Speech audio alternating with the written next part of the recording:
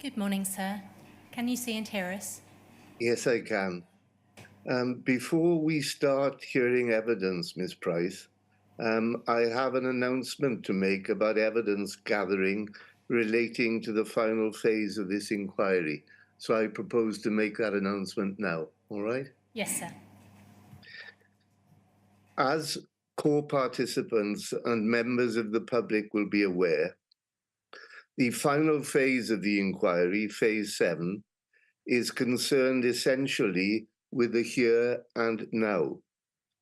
I will be inquiring into such questions as, how does the post office treat its sub-postmasters? What is the culture of the post office like now? How does that culture compare with the culture prevailing before the group litigation? How do those who are entitled to compensation view their experiences of making claims? Has the post office and government delivered on its promise to provide compensation which is full and fair? In order to help me answer these questions, I have commissioned Yugov, an independent research and data analytics firm, to conduct 2 surveys. One survey is aimed at current sub-postmasters. The second survey is for those who have applied for compensation under the Horizon Shortfall Scheme.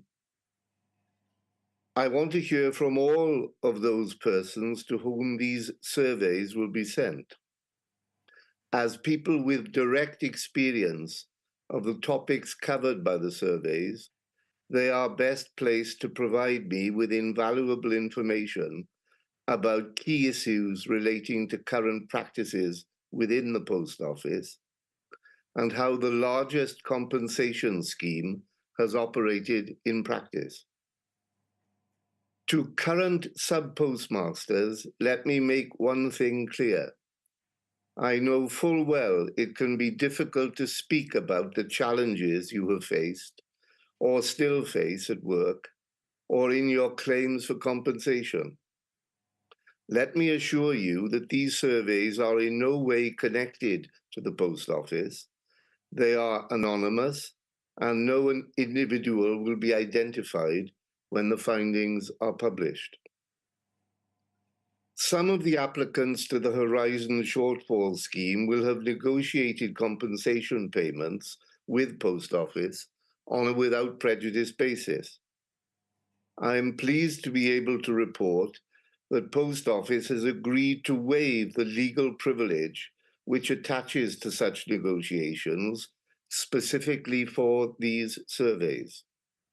This means that those applicants who conducted negotiations on a without prejudice basis can share their experiences when responding to the surveys without fear of repercussions. I want to make public too that Post Office, at the inquiry's request, will shortly be writing to all applicants to the historic shortfall scheme, inviting them to waive their legal privilege in respect of certain information about the scheme. The Post Office is taking that step so as to enable it to answer requests for information which the inquiry has requested it should provide. I urge all applicants to the scheme to respond positively to this letter, so the inquiry is given as much information as possible on how the scheme is running.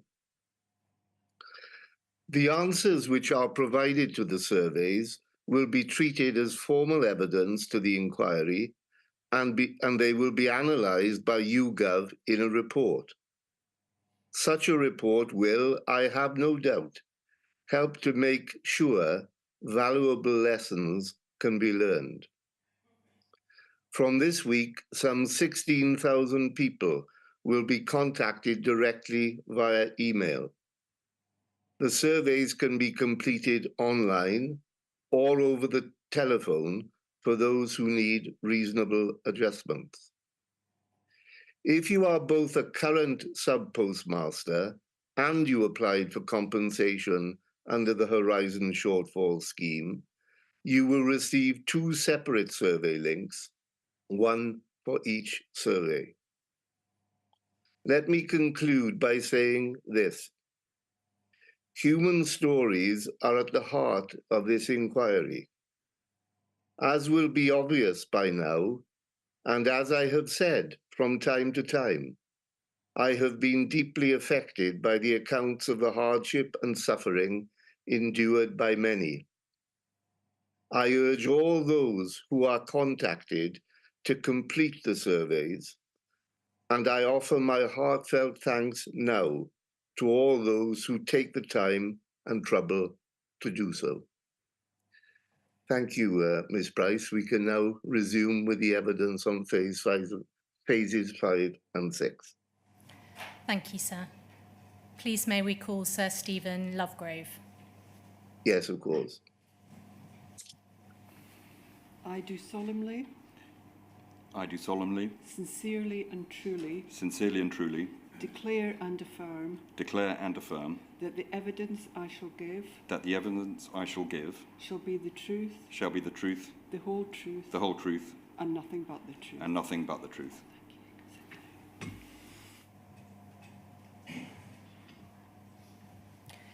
Could you confirm your full name, please, Sir Stephen?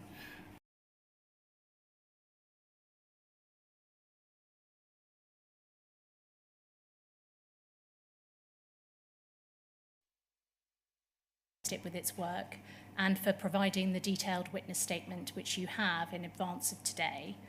You should have a hard copy of that witness statement on the desk in front of you. Do you have that? I do. It is dated the 14th of June 2024.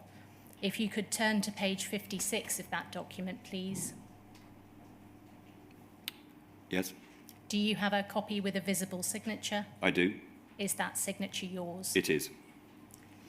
Are the contents of that statement true to the best of your knowledge and belief? They are. For the purposes of the transcript, the reference for Sir Stephen's statement is WITN 110-10100. Sir Stephen, your witness statement is now in evidence and will be published on the inquiry's website in due course. As such, I will not be asking you about every aspect of that statement, just certain specific issues which are addressed within it. Okay. Understood. I'd like to start, please, with your professional background and the roles you have held which are relevant to the matters being explored by the inquiry. You explain in your statement that upon graduation you worked at a small management consultancy specialising in the media sector, where you remained for around 3 years. Is that right? That's correct. Then from 1993 to 2003, you worked in investment banking at the bank Morgan Grenfell, working in its media team. That's correct.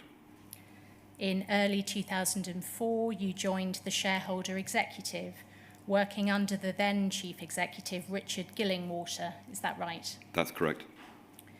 Given your media experience, you say you initially worked almost entirely with the Department for Media, Culture and Sport. Is that right? That's correct. Then in around 2005, you were asked to become the director responsible for Royal Mail Group and by extension its subsidiary, Post Office Limited. That's correct. Was this the first time you were involved in Royal Mail Group matters? It was. In June 2007, you became the Chief Executive of the Shareholder Executive. Yes. But you say at paragraph 7 of your statement that you stayed closely involved with the government's strategy for Royal Mail Group, given you describe as its scale, prominence, and extremely severe commercial problems. That's correct. In particular, you say you helped to establish the Hooper Review in 2007, which ultimately recommended the separation of Post Office Limited from its parent company, Royal Mail Group, in 2008. Yes. You remained Chief Executive of the Shareholder Executive until the end of January 2013, is that right? That's right. In February 2013, you were appointed the Permanent Secretary of the Department of Energy and Climate Change, Yes. a role you performed until April 2016, Yes. when you were appointed Permanent Secretary of the Ministry of Defence. Yeah. Yes. You continued in that role until January Let me just check my dates on that.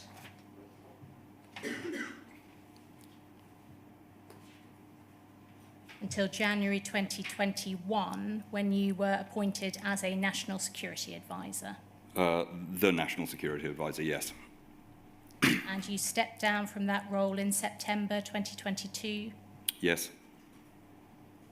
You were then the Prime Minister's Advisor on Defence Industrial Strategy until December 2022. Correct. And since leaving government, you have held a number of roles, including being Chair of Rolls-Royce SMR, Yes. Governor of the Wellcome Trust, Yes.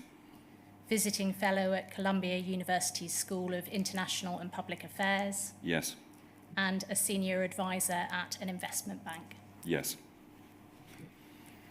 I'd like to turn, please, to the Shareholder Executive's responsibility for Royal Mail Group and Post Office Limited. Could we have on screen, please, paragraph 17 of Sir Stephen's statement, which is on page 7, towards the bottom.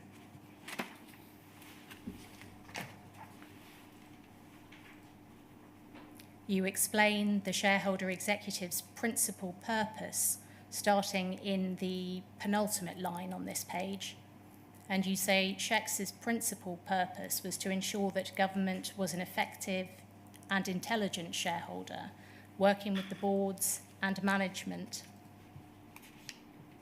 teams of HMG-owned businesses to ensure that they were being run in a way that was commercially effective, but that was also within the clear confines of the government's policy objectives. In your view, what was required to ensure that the government was an effective and intelligent shareholder? In the first place, there needed to be a clear and well-articulated set of policy objectives for the companies in question.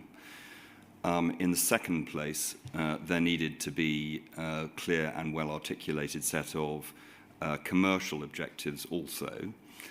And to the extent where that we possibly could, we wanted to ensure that the corporate apparatus and the corporate governance of the assets for which we were responsible as nearly approximated best practice in the private sector as we could as well. And in that regard, a lot of the focus was making sure that the board was properly constituted, it had the right kind of skills on it, that the chair was responsive to the shareholder, and that we kept a constant dialogue with the management of the asset and the directors of the asset, such that we would know what was going on and whether or not government's objectives were being fulfilled.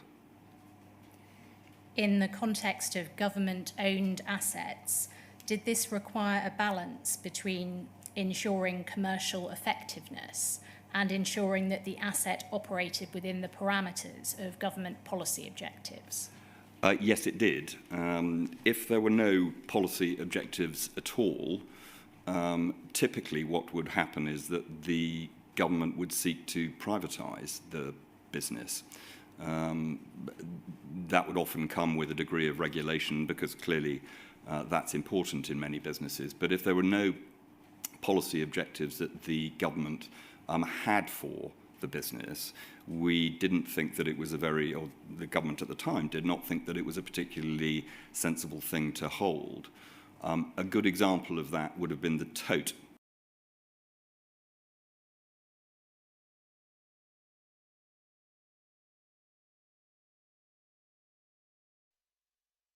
A string of betting shops, and as a result of that, it was sold.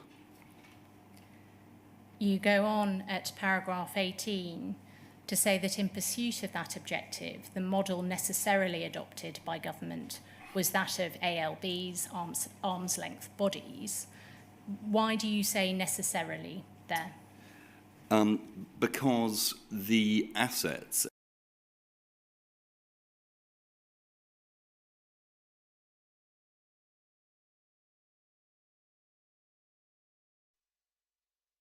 they would be capable of being managed managed mainly actually within central Whitehall would have led to very, very inefficient practices.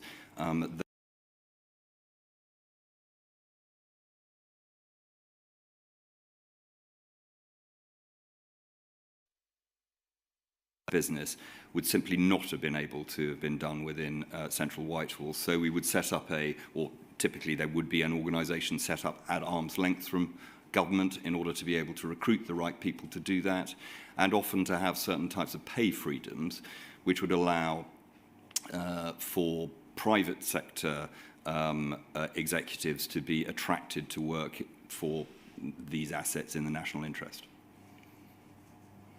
Could we go, please, to paragraph 23 of the statement, that is page 10.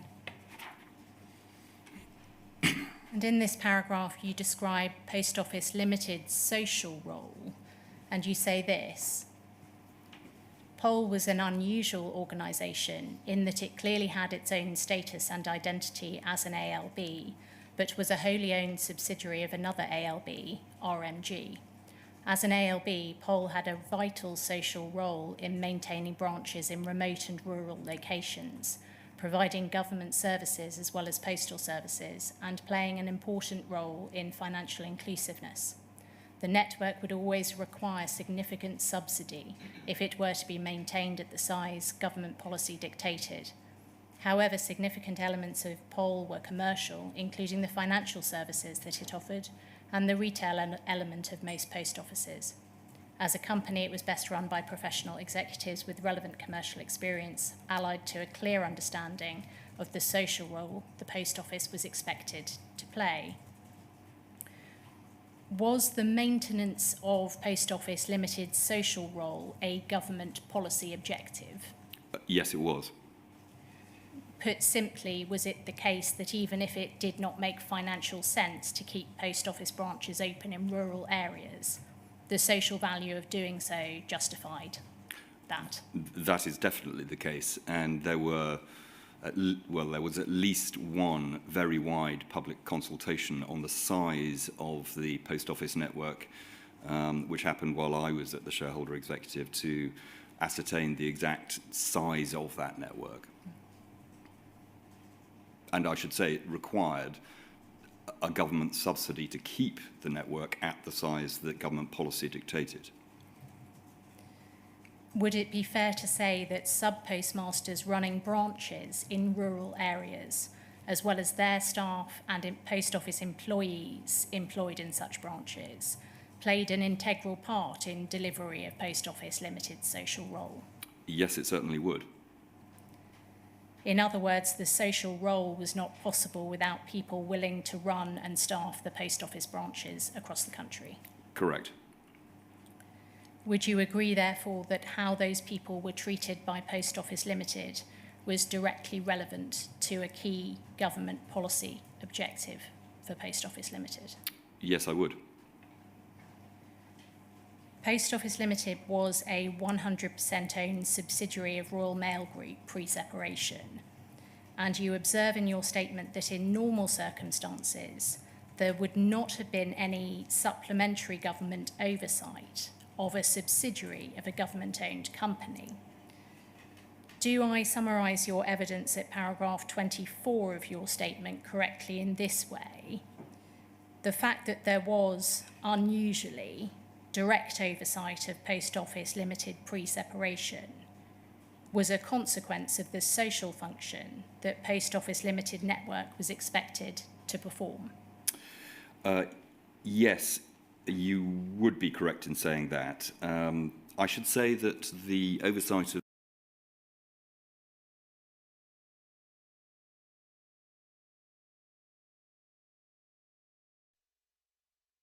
of Pol directly and conversations with Pol management and board directly, and conversations with the Royal Mail Group's management and board members as well, because, of course, as the parent, as the corporate parent, they had responsibility for the post office. And indeed, you say in your statement that Royal Mail Group was expected to discharge its ownership responsibilities towards Post Office Limited in a manner consistent with the government's policy objectives. That's correct. You observe at paragraph 31 of your statement that the types of decisions that were for ALBs to take rather than SHECS or the government would include matters which are sometimes described as operational or contractual.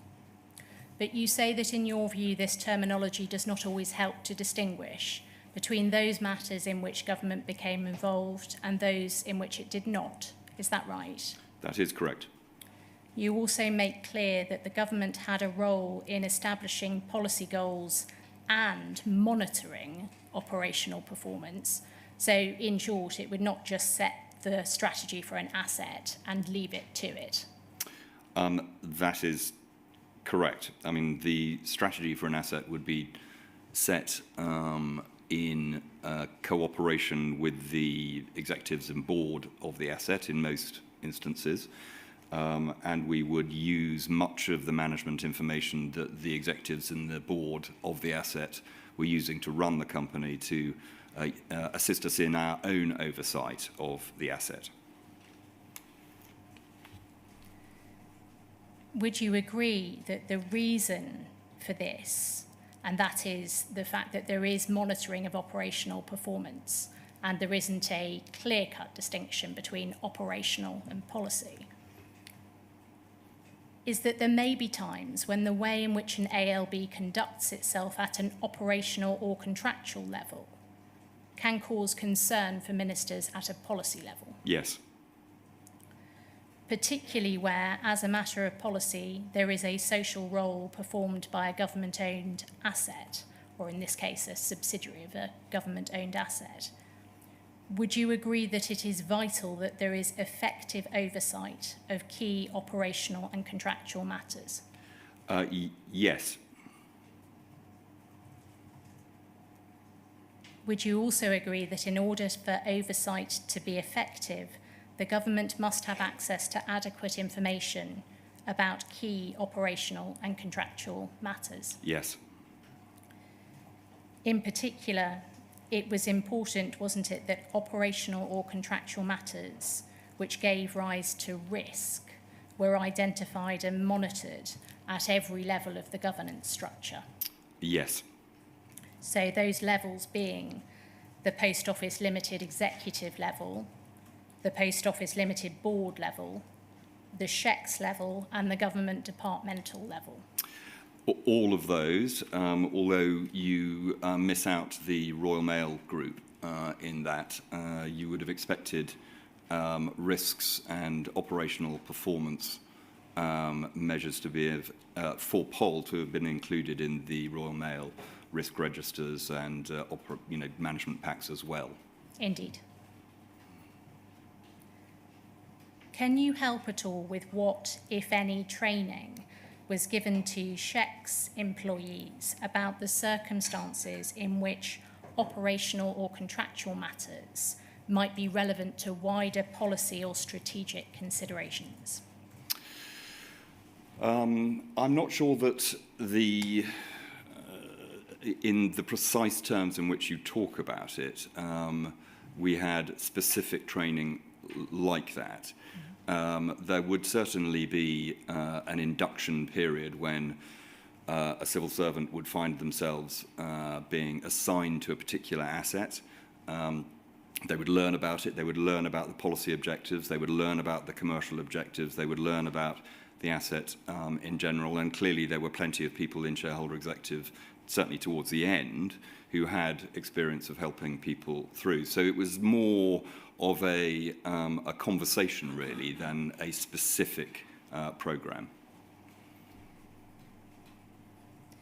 Do you believe that SHECS's employees understood that the distinction between operations and strategy or policy was not always clear-cut?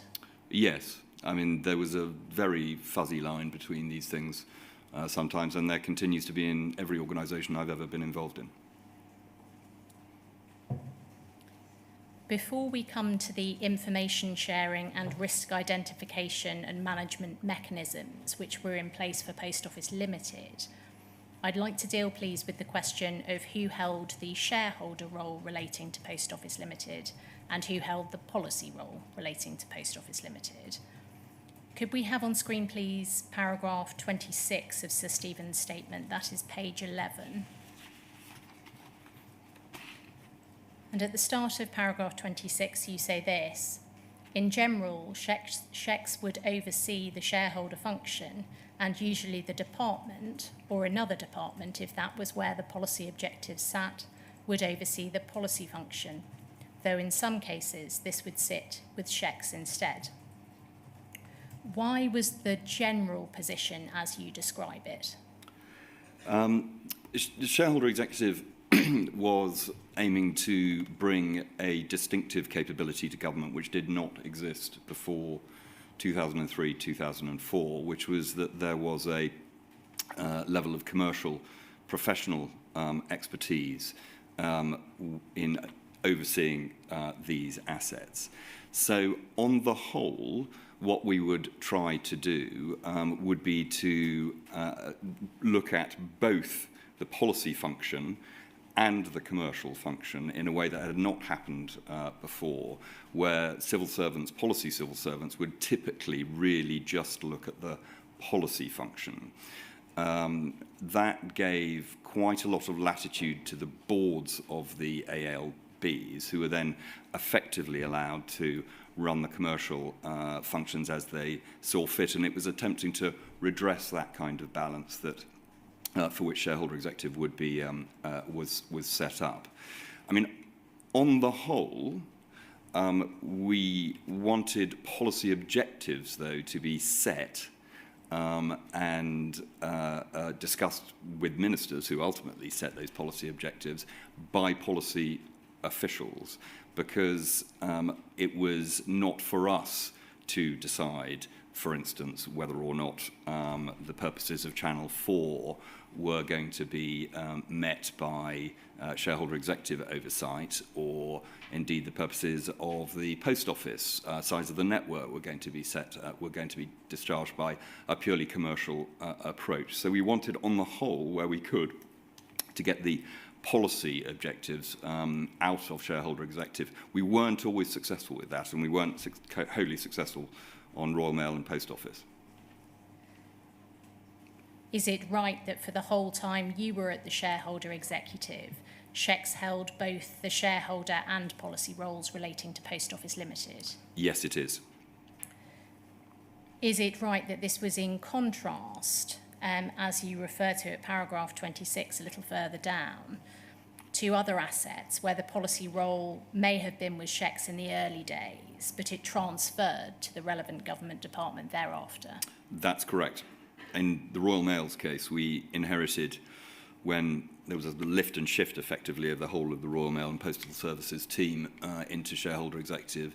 Along with that came the team that looked after things such as the requirement for 6-day universal service in the Royal Mail. We felt that gave rise to complications that were difficult to reconcile within Shareholder Executive, so we moved that back into the main part of the department. As far as you're aware, why did the policy role for Post Office Limited stay within the Shareholder Executive? I'm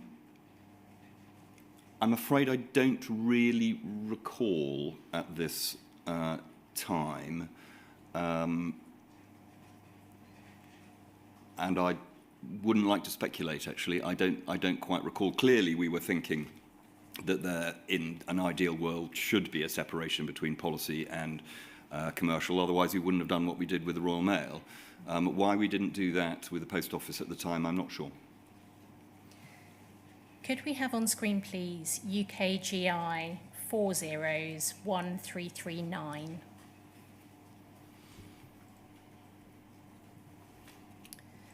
These are the minutes of a Shareholder Executive Board meeting which took place on the 15th of September 2010. This is a meeting at which you were present, and you comment on these minutes if you wish to refer to it at paragraph 28 of your statement. Looking please to the second page, to paragraph 2.1. This paragraph comes under a heading which was at the bottom of the previous page, SHEC's board governance. And the minutes at 2.1 say this: Philip went through his paper on the SHEC's board's remit, particularly alerting members to the following considerations. And the first bullet point there, policy restraints. The board will give advice on the operational implications and effectiveness of policy proposals. Then at 2.2, there is this. Board members went on to discuss the board's role, effectiveness, and accountability. The board saw itself as an advisory group to help SHECS fulfill its role in government and escalate issues when necessary, with accountability to SHECS. Members commented that there may be situations where the board disagrees with policy decisions, and therefore SHECS's involvement in some cases which could compromise SHECS's capability or affect its reputation. Stephen, was that you? That was. Stephen stated that SHECS would always start from a commercial position, but would overlay policy priorities in order to get a settled and agreed position. The concern raised here was that there may be occasions when the SHECS board disagrees with the policy position in relation to an asset.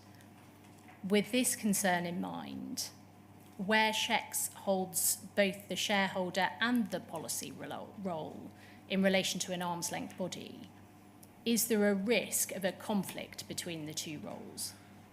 There could be the risk of a conflict between the two roles.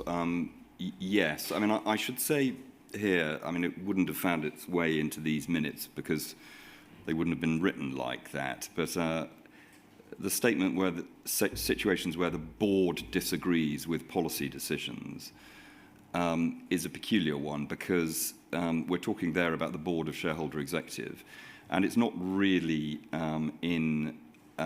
it's not really the board's role or place to disagree with policy decisions which have been signed off by ministers. So that is a slightly strange formulation, which I think is, in hindsight, doesn't look right to me. I mean, the point that I was trying to make in the rest of this paragraph was that in most situations, the size of the post office network being a very good example, there was going to inevitably be some form of compromise between a policy objective and a commercial objective. And it was our role to try and bring out where the trade-offs were likely to be, and then to end up with a settled and, I think I say settled and agreed. A settled and agreed position. And that was really about getting an agreed position between the policy imperatives and the commercial imperatives. I mean, clearly, for instance, if you wanted if the policy imperative had been that we need a post office network of 20,000 branches rather than 11,500, which I think was the position at the time, that would have required a very much greater government subsidy, and clearly the trade-offs there had to be discussed and analysed properly. And it was often, I should say, easier to start from a commercial position and then work with the policy sort of afterwards. And it was an iterative process. Could we have on screen, please, paragraph 29 of Sir Stephen's statement? That's page 12.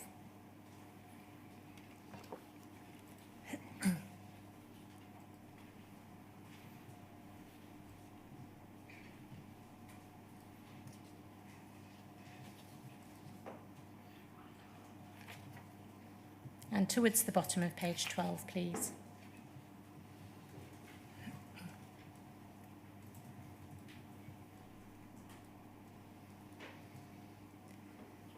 You say here, I discussed the role of the SHEX board further below.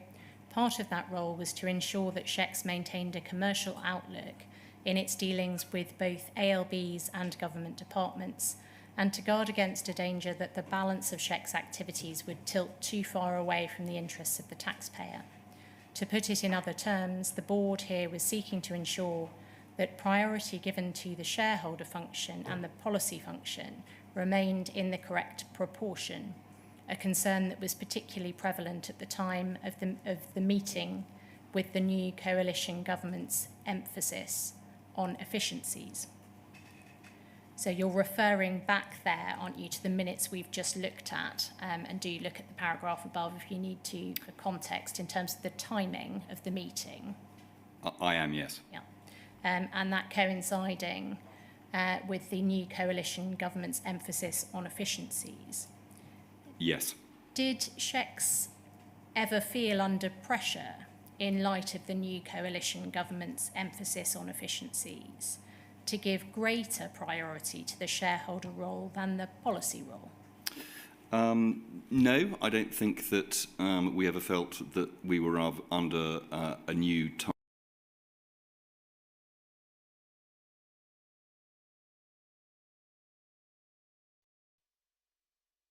That civil servants have to abide by, and accounting officers in particular have to abide by, talks about affordability, for instance. So affordability is always something that civil servants have to think about when they are assessing policy proposals.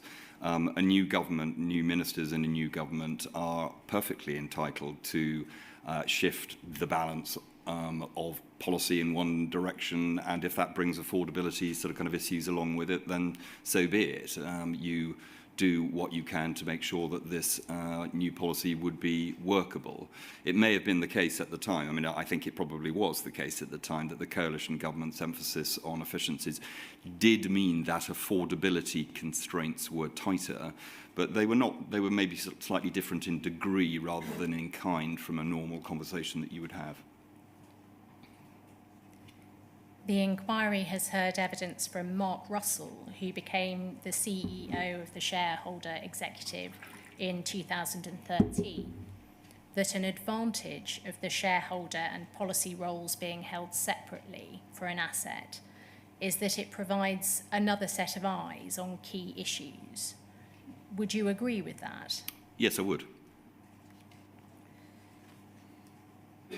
In your view, is it better practice to keep the shareholder and policy roles separate? Yes, I do agree with that. Are there any other reasons, apart from the reason given by Mark Russell, which I've just referred to, for that?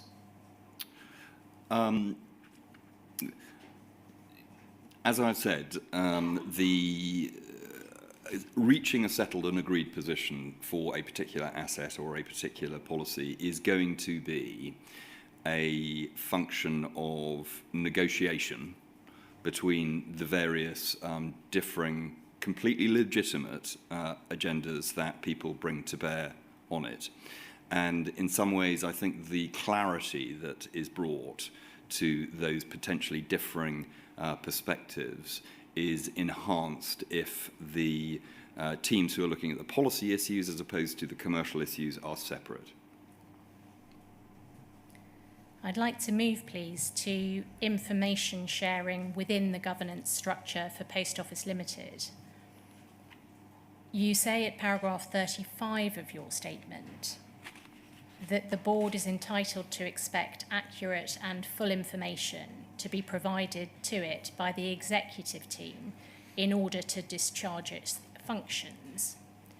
You are referring to the Post Office Limited board here, is that right? I'm referring actually to the board of any company, whether or not it's privately owned, publicly owned, or a publicly listed company. The board has the principal responsibility for the proper running of the company, and if it is not getting the right kind of information from the executive, then that is a very serious matter. You explain at paragraph 39 of your statement that Her Majesty's government would usually be involved in the appointment of the chairs of assets operating as arm's length bodies and might hold approval rights over other board members. But in general, it would not appoint key executives. Is that right? That is correct. In these circumstances, how did Shecs satisfy itself that the executive was up to the task of and was in fact providing accurate and full information to the Post Office Limited board? The principal role that's not, let me rephrase that. One of the principal roles of the board is to ensure that the executive of the company is properly constituted to be able to effectively run the company. There are lots of bits of corporate governance around that which have evolved over the years and continue to evolve, but basically they go through the Remuneration and Nominations Committee. And appointments of executives are made by the board. Now, we would, as Shareholder Executive, have wanted to have, if at all possible, participated in the discussions around the executives' appointments. And we would have given our views if we felt that there were any particular names that we didn't think were especially suitable or were suitable, but we wouldn't try and interpose ourselves into what would be standard corporate governance. In terms of information, which is a slightly different matter, the principal responsibility of how the information comes up to the board is that of the board, and you expect to have experienced non-executive directors and chairs who would know whether or not the kind of information that they were getting was the right kind of information, whether or not anything was being elided or missed out. And there is a panoply of different types of things that would assist them in that, most notably internal audit and the company secretary and the other risk functions effectively in the board. As I say, for us in Shareholder Executive, we would by and large work through that type of mechanism rather than trying to interpose a sort of totally different information regime on companies, because that would have been duplicative and unhelpful. Could we have on screen, please, paragraph 40 of Sir Stephen's statement? That's page 19.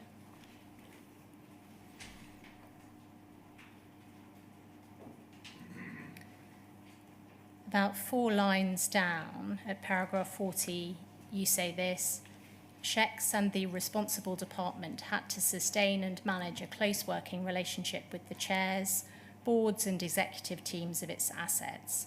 This was not always easy.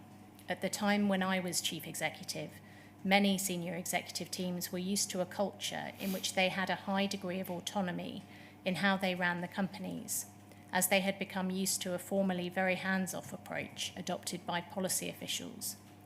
They saw the relationship with government as being akin to that between a publicly listed company and an institutional shareholder, not that between a company and its 100% owner, or sometimes seemed to feel that they had been appointed by a Secretary of State to do a job and should be left alone to get on with it. As is discussed below, there was considerable resistance in some ALBs to greater involvement from Shecs, including Royal Mail Group and Post Office Limited, in particular with regard to the appointment of shareholder NEDs, non-executive directors. Starting with the senior executive team at Post Office Limited, when you were the chief executive of Shecs, did you see or were you aware of this resistance to greater involvement from Shecs, leading to the executive team at Post Office Limited being resistant to sharing information about operational and contractual matters with Shecs? I did not. I was aware of that kind of dynamic at the parent, with the Royal Mail Group, but because that was where my focus primarily was. That's not to say that it didn't exist at Pol, but I was not aware of it. Now, in relation to the Post Office Limited board, did you see or were you aware of this resistance to greater involvement from SHECS, leading to the Post Office Limited board being resistant to sharing information about operational and contractual matters with SHECS? Again, I think my answer to that is similar to my answer from the previous one. From the papers that I have seen and have been reminded about, clearly there was a degree of reluctance towards the end of my time at SHECS for Susanna Story to go onto the board as a government non-executive director, and that may have been indicative of the kind of thing that you are talking about. You refer at paragraph 76 of your statement to a submission that you made to the Secretary of State in December 2006. Could we have that on screen, please? It is UKGI 3045962.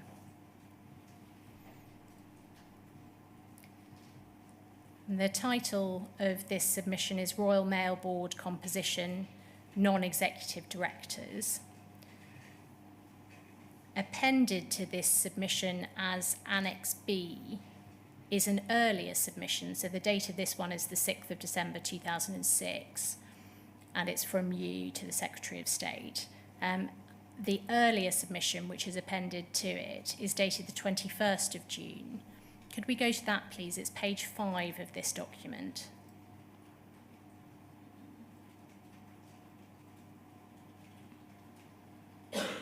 And we can see there, tucked underneath your name and role, 21st of June 2006, to the Secretary of State.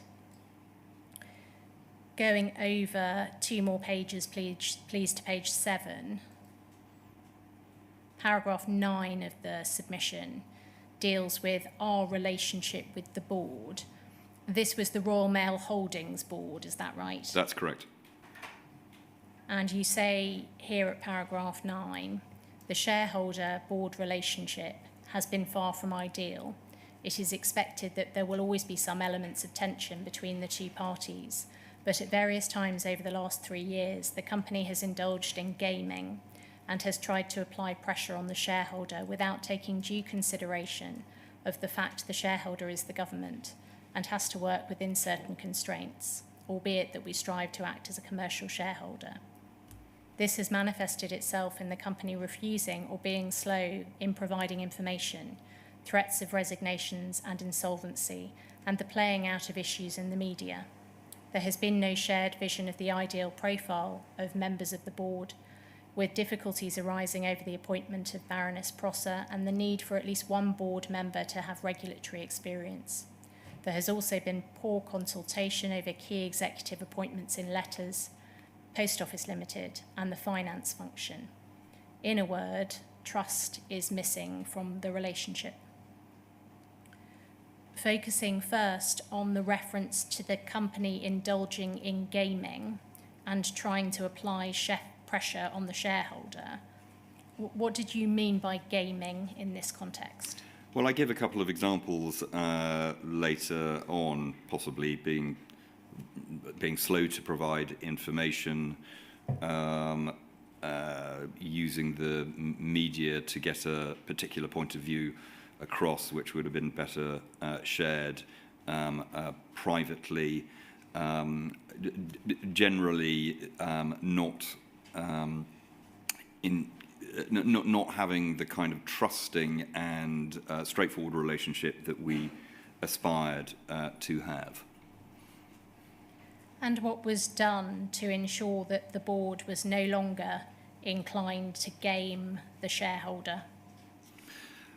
Well, we had a number of, probably at the time, I mean, I can't remember, it was a long time ago, rather difficult conversations with members of the board. I mean, as I say in my evidence, I wouldn't want to say that this was a sort of broken relationship because everybody was at each other's throats for no particularly good reason. That wasn't the case. This is a business which was in extremely challenging circumstances indeed. We were on the verge of having to make a very significant investment in the business to keep it solvent and modernise its operations. It had a very, very large pension fund deficit. There were different visions of how the ownership of the company, this is Royal Mail Group, should develop. On the one hand, the management wanted there to be very significant employee share ownership. Ultimately, that wasn't the government's policy. So that the context of the time was this was quite a fraught environment. I think I say later on in the document, or possibly in some of the other documents later on, that the relationships became better, but there was no question it was a fraught relationship at the time, and we had to work pretty hard to make sure that ministers' objectives were fulfilled. I mean, what made things better? I mean, there's been a suggestion, I think, at some points that ministers didn't have that much agency in the running of the businesses. I don't really agree with that. One of the things that made it better, for instance, was the appointment of Baroness Prosser, so that de facto there was a board member who was more capable of reflecting what would have been the government's objectives around the board table. Thinking in particular of the reference in this paragraph to resentment manifesting itself in the company refusing or being slow in providing information, do you consider that there was a cultural resistance in Royal Mail Group to the shareholder having access to potentially sensitive commercial information? I think that would be a fair characterisation, yes. Although, I should say again, this is the Royal Mail I am referring to here rather than Post Office. Indeed. That document can come down now, thank you. You say at paragraph 69 of your statement that Royal Mail Group's culture of independence carried over into Post Office Limited, and you cite the example of resistance of the chair of the Post Office Limited board to the appointment of a shareholder non-executive director. And you say that that continued well into 2011 when plans for separation were being finalised. To what do you attribute Post Office Limited's resistance to the appointment of a shareholder non-executive director? I think that Alice Perkins was pretty clear about her objections to having a shareholder executive, non-executive director on the board. And I think she gave three reasons. One of them was that there was another non-executive who didn't want to serve. One was that they thought that there would be a potential for conflict, and there was another reason as well. We will come on to that okay. Correspondence in due course. I mean, but from your perspective, forgive me for interjecting, from your perspective, quite apart from the reasons given, what did you think the reason behind Post Office Limited's resistance to the appointment of a shareholder NED was? A desire for independence from government. To the extent that it was manageable. Was a cultural resistance to information sharing something which also carried over from Royal Mail Group into Post Office Limited? I'm afraid I don't know the answer to that. I wasn't closely enough associated with the information coming out of Post Office to know. While we are on the topic of the shareholder executive taking seats on the boards of its main assets, could we have page 33 of Sir Stephen's statement on screen, please? And at paragraph 68, you say this: It had, in fact, long been my view that the government, through SHEX, should be taking seats on the boards of its main assets, and I thought it anomalous that it had often not done so when it was the sole owner of these companies. However, there was resistance to this proposition both within the government and the assets in the early years of SHEX's existence. From the government's side, this was due to concerns that a government board member might be associated with politically controversial decisions. From the assets side, a shareholder NED was often seen as an unwelcome innovation that risked political or inexpert interference in commercial decisions. Then at paragraph 69, you say, in my initial years in SHEX, my view that we should have been taking board seats did not prevail. For a company such as Royal Mail Group, in which management had a deeply ingrained culture of independence from government, it would have been extremely difficult to even raise the issue. Just as a matter of clarification, did you or anyone else at SHEX ever take practical steps to explore with Royal Mail Group whether SHEX could or should have a NED on the Royal Mail Group's board at any time prior to Post Office Limited's separation from Royal Mail Group? We didn't take practical steps to try and put somebody onto the board. If we had done that, there would have been evidence in submissions to ministers that that was a position that we wanted them to endorse and follow through. I'm entirely sure that we would have had conversations with executives, with the chair, where I would have said something like, it's odd that government doesn't take board seats, but we never actually did anything about it. Do you recall that actively being discussed with the Royal Mail Group board? No, I don't, to be honest. So that would have been, that is speculation on my part.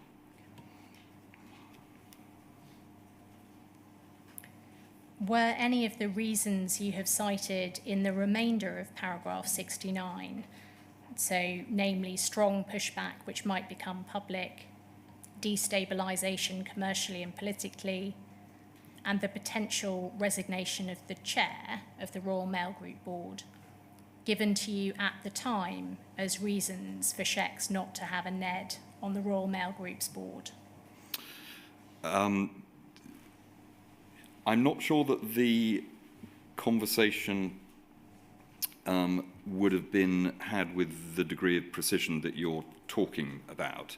I think it was so much the case that the policy was not to have non-executives on the boards that these issues would have been kind of internalised in support of that position, rather than a conversation with, we ought to have a shareholder executive and non-executive director on this particular board. Well, we can't because we're going through these things. I mean, these things are all referenced, I think, in the submission that you put up a few minutes ago, which I sent to the then Secretary of State. So they were in the air. And as I think I say here, I think the idea of even raising it would have been wasted breath, to be honest.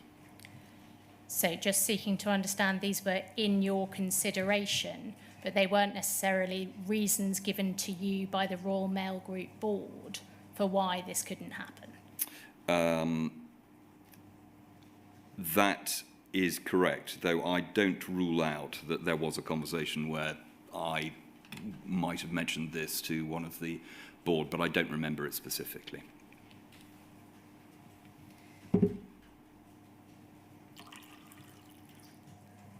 So we are approaching 1 o'clock.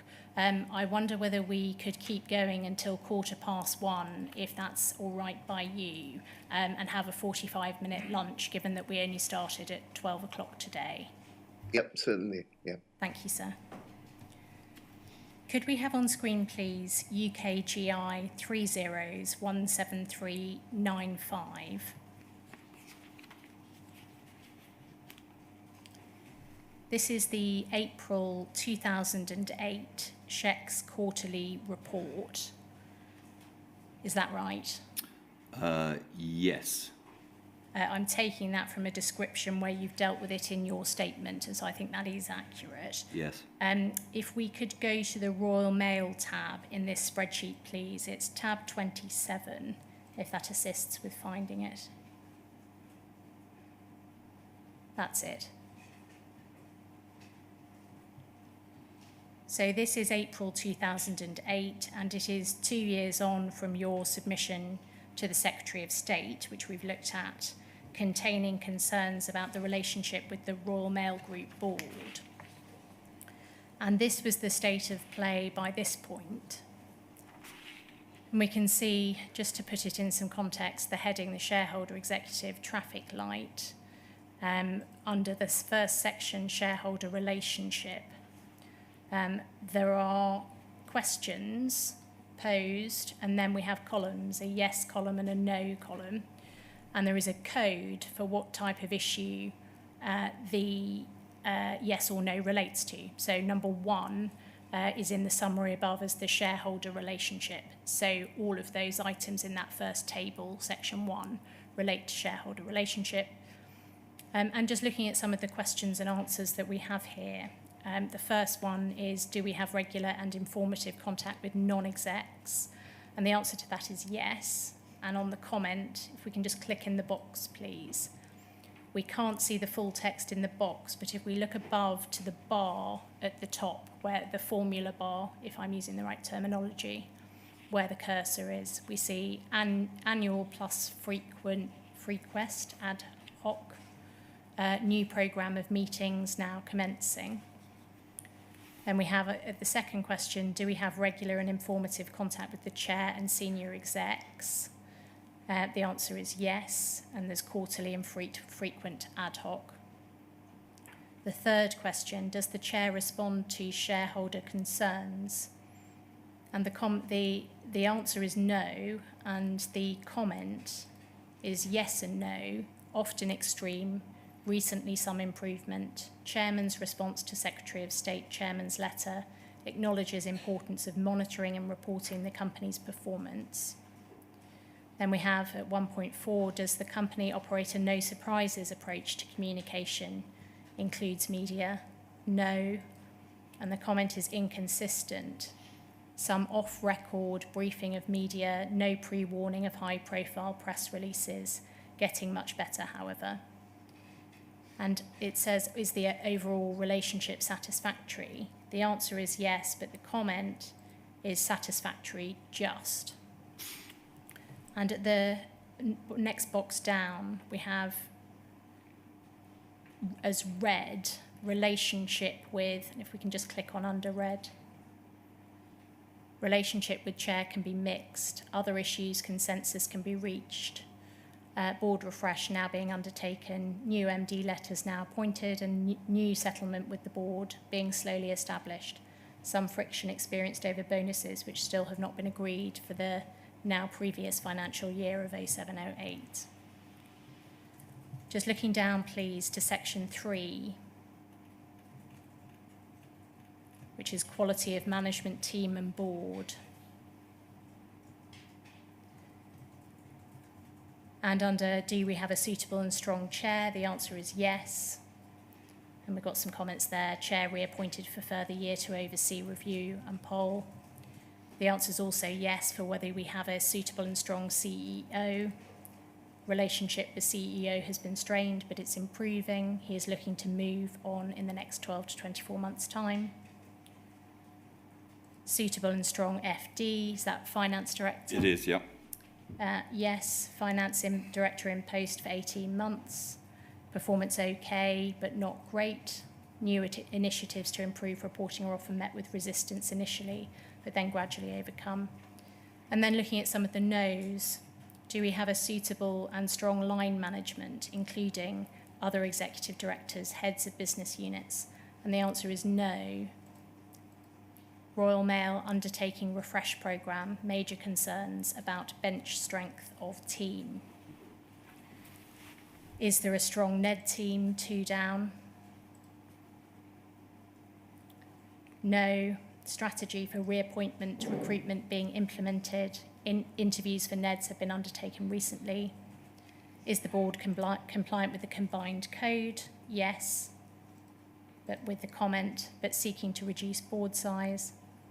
And then we have this, do we have appropriate board dynamics? No. Need to ensure that future NED appointments are truly independent and expect to do so through NED recruitment. And the last one, has there been a board performance review recently? No. Last review in 2005. Since then, there have been changes to the executive team and NED refresh underway. Do not expect full board review until new chair appointed March 2009. So looking at all of those answers taken together, would you agree that it appears from this document that the relationship with the board was still poor at this point, 2 years on? It's certainly problematic. I wouldn't remotely want to deny that. I think it shows some signs of improvement from my earlier submission, where I described the general atmospherics around this relationship, but it is absolutely clear from this that we had not been completely successful in resetting the relationship. What was preventing improvement, or at least making it slow? It is difficult to make these kinds of improvements if the chair and the board have set their face against some of them. If, for instance, as I think I said in the earlier submission, the chair does not want to do a board review, then it is very difficult to do a board review. And if I remember rightly, although this was before my time in Shareholder Executive, I think that the chair here had brought in many of his many people he knew personally to be non-executives on the Royal Mail group. So there was quite a tight group of non-executives who would have been making improvements probably a little bit more difficult than we would have ideally liked. Were there at this point still concerns that insufficient information was being shared with SHECS? I would imagine that there probably was. I mean, bear in mind that the reporting packs, the requests for information, the formality and length of the meetings that we were having were changing all the time, admittedly, possibly from a sort of kind of relatively low base. But I'm guessing that we would probably have still wanted to see more types of information than occasionally we got. What were the concerns about the strength of the executive team which were referred to in this review?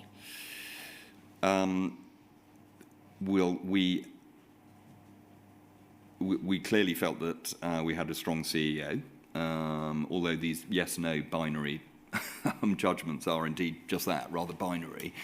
And the finance director, I think, gets a tick in that box as well. I can't remember at this distance. If I can help you with 3.4, do we have a suitable and strong line management, including other executive directors, heads of business units? And then in the comment, major concerns about bench strength of team.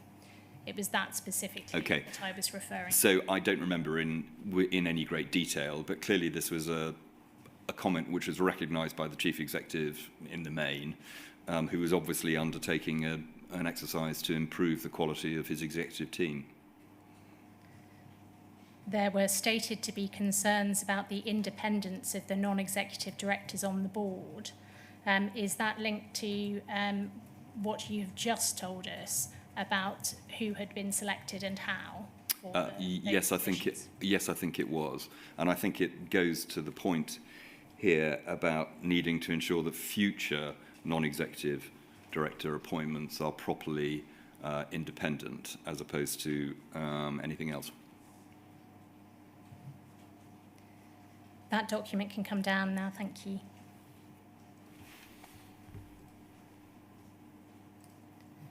So I've reached the end of one topic, and before turning to the next, I wonder if that might be a convenient moment to break for lunch. Yeah, certainly. So we'll resume at 2 o'clock, yeah? Yes, please, sir. Right, see you all then. Thank you.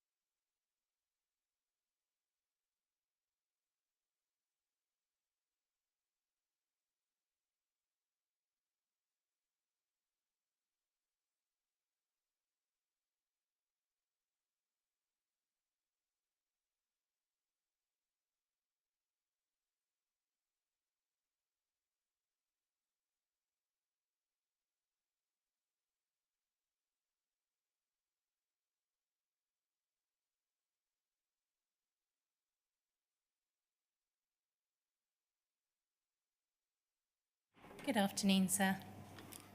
Good afternoon.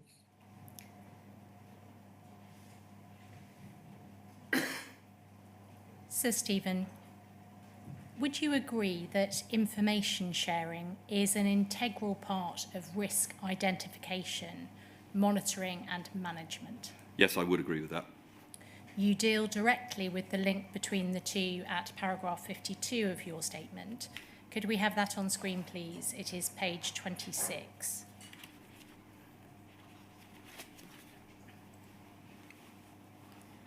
And 3 lines down, you say, as the 20th of June 2007 Departmental Risk Register shows, it was the job of the Post Office Network team to compile the poll risk register within SHEX, relying on their analysis of the information that was provided to them by poll, informed by further data from RMG, its parent company, and officials' own appreciation of the risks being run.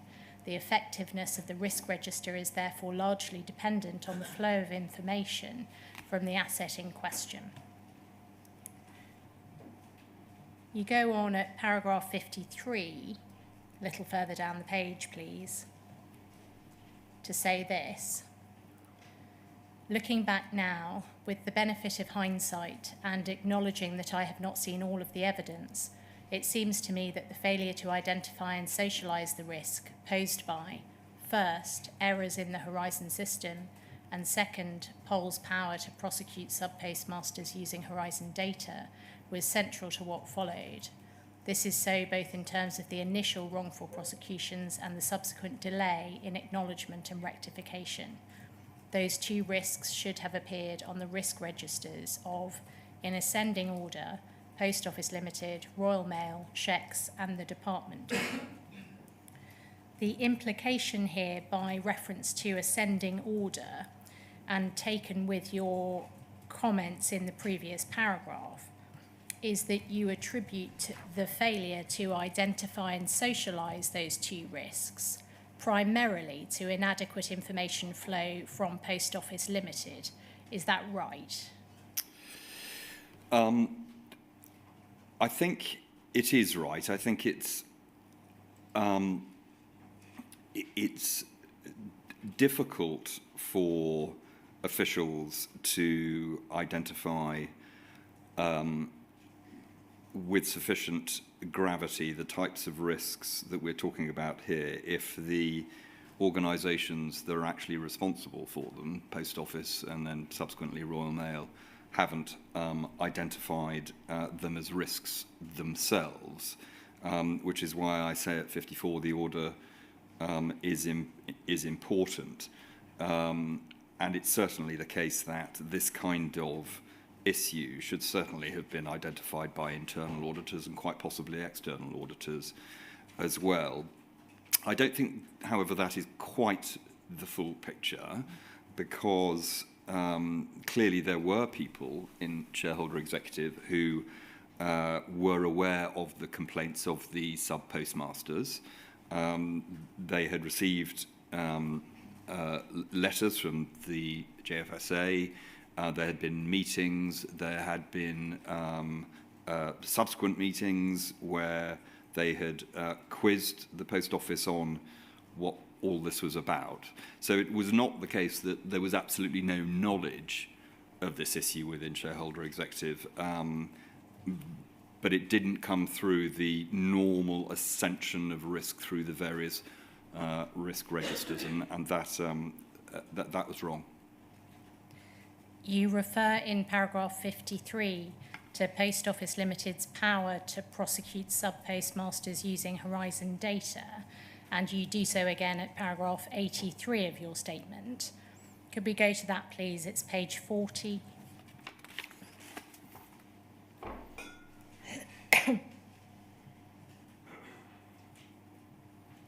And you say neither this team nor anybody else in SHEX was in any way in charge of the conduct of prosecutions by RMG prior to separation or Post Office Limited after it.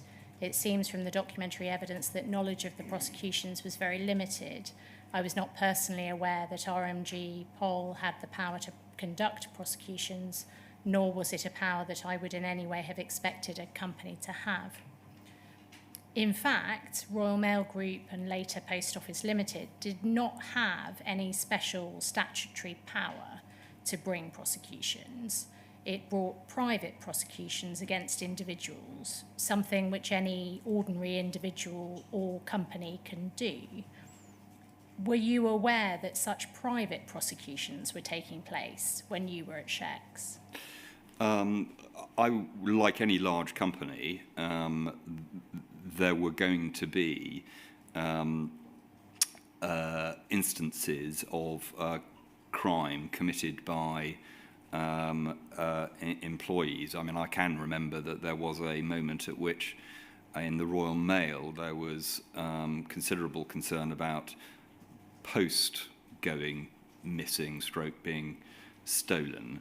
And I would have expected in the normal course of events that people would have been prosecuted for theft. I mean, it wouldn't have surprised me that on occasion Post Office prosecuted sub-postmasters because they felt that there had been, and could prove and had evidence that there had been some kind of theft. But it wasn't something that I thought about very much at all, to be honest.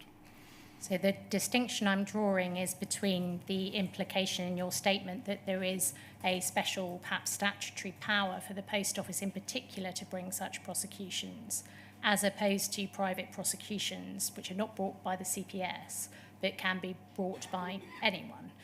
Do you see that distinction? I do. I am... my knowledge of the law is limited here. So if a private prosecution could be brought by anybody, can that private prosecution mean that the person who is found guilty, as it were, can they end up in prison? Well, the question at the moment is simply whether you, drawing that distinction, were aware that it was the Post Office, or before that Royal Mail Group, as opposed to the CPS, bringing... Sorry, I misunderstood. No, I certainly was not under... I did not know that it was not the CPS. Okay. The inquiry has received evidence that there were over 800 prosecutions brought by Royal Mail Group and Post Office Limited between 2000 and 2015. How can it be that the shareholder executive and departmental knowledge of these prosecutions was so limited in the period you were at Shecs? Can you help with that? I haven't seen any evidence that we were told that that was the volume of prosecutions. And indeed, I think I remember seeing some evidence from other witnesses who were much more closely associated with it, such as chairs of the Post Office themselves, that they weren't aware of it either. So I think it was one of those facts that was not widely known and was not widely noised. Were you aware that criminal enforcement proceedings were also being used by the Post Office to obtain confiscation orders against some of those it prosecuted? No, I wasn't. In terms of your own knowledge of the Horizon system, you address this at paragraph 60 of your statement. Could we have that on screen, please? It's page 29.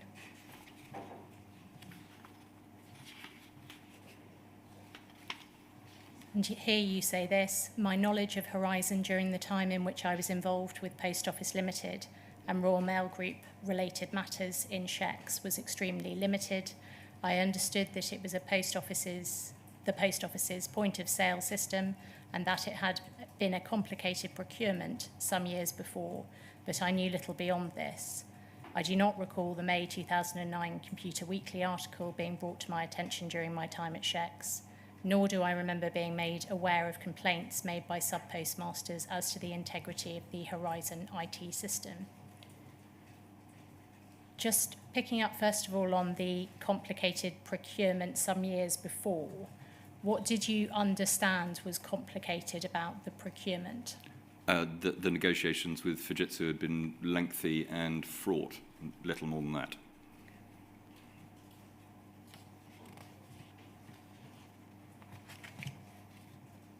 We will come shortly to the submission to Edward Davey from Shecs in October 2010, which addressed claims that endemic flaws in Post Office Limited's Horizon system had resulted in wrongful termination of sub-postmaster contracts and prosecutions for false accounting. But in general terms, can you help with how it came to pass that the chief executive of Shecs was unaware of allegations being made by sub-postmasters about the integrity of Horizon? This is speculation to a certain extent, so I'd like that caveat to be noted. But I was clearly not made aware of these of this situation. I don't see my name on any of these submissions, and I wasn't copied into many of the documents or emails about it. I would imagine that the team in charge, and I think the documentation does prove this out, would have taken account of what were forceful and repeated and detailed denials that there was anything wrong coming from the from Post Office, that those denials were supported in full by the Post Office trade union. There had been meetings with the minister, and indeed subsequent ministers as well. There had been further questions which had been asked by Shareholder Executive officials, detailed questions which largely went to the matters being raised by the wronged postmasters, and ultimately the board of the Post Office had appointed Second Sight to do an inquiry. Now, I think in those circumstances, in that context, I can see that the officials in question would have thought, well, what else is there that can be done in this kind of situation? Is it something that we need to bring to the Chief Executive's, Mike Stephen's, attention? Do we want him to intervene? Will he change anything? And I would have asked questions which would have gone to the issues I've just mentioned. And if all of those things were in place, I would have probably said, okay, well, crack on. I'd like to know about the progress of this, but clearly that was not the view that was taken at the time, and it had been through the ministerial channel as well. So, but I can't. That is speculation, and I'd just like to make that clear. You refer to the Shecs handbook at paragraph 34A of your statement. Could we have that on screen, please? The reference is UKGI 30/44314. This document is from 2007, is that correct? Yes, I think so. That's the date that you give it in your statement. Yeah. Going to page 4 of that document, please. Section 2 deals with what government expects of its businesses. And the first sentence there says, government set out 9 key principles which the government expects to govern the behaviour of businesses in government ownership. And the principles set out below include Principle 1, businesses should seek an honest, open and ongoing dialogue with the government as shareholder. They should clearly communicate the plans they're pursuing and the likely financial and wider consequences of those plans. Ideally, goals, overall plan and progress should also be made public and discussed in the annual report and accounts. Principle 2, businesses should operate a no surprises policy, ensuring that the government as shareholder is informed well in advance of anything potentially contentious in the public arena. And Principle 8, businesses should have and continue to develop coherent strategies for each business unit, the approach to reviewing strategy should be a dialogue between the board and the shareholder. With those principles in mind, it appears from the evidence the inquiry has received so far that at least during the time when you were at SHEX was unaware of a number of important matters.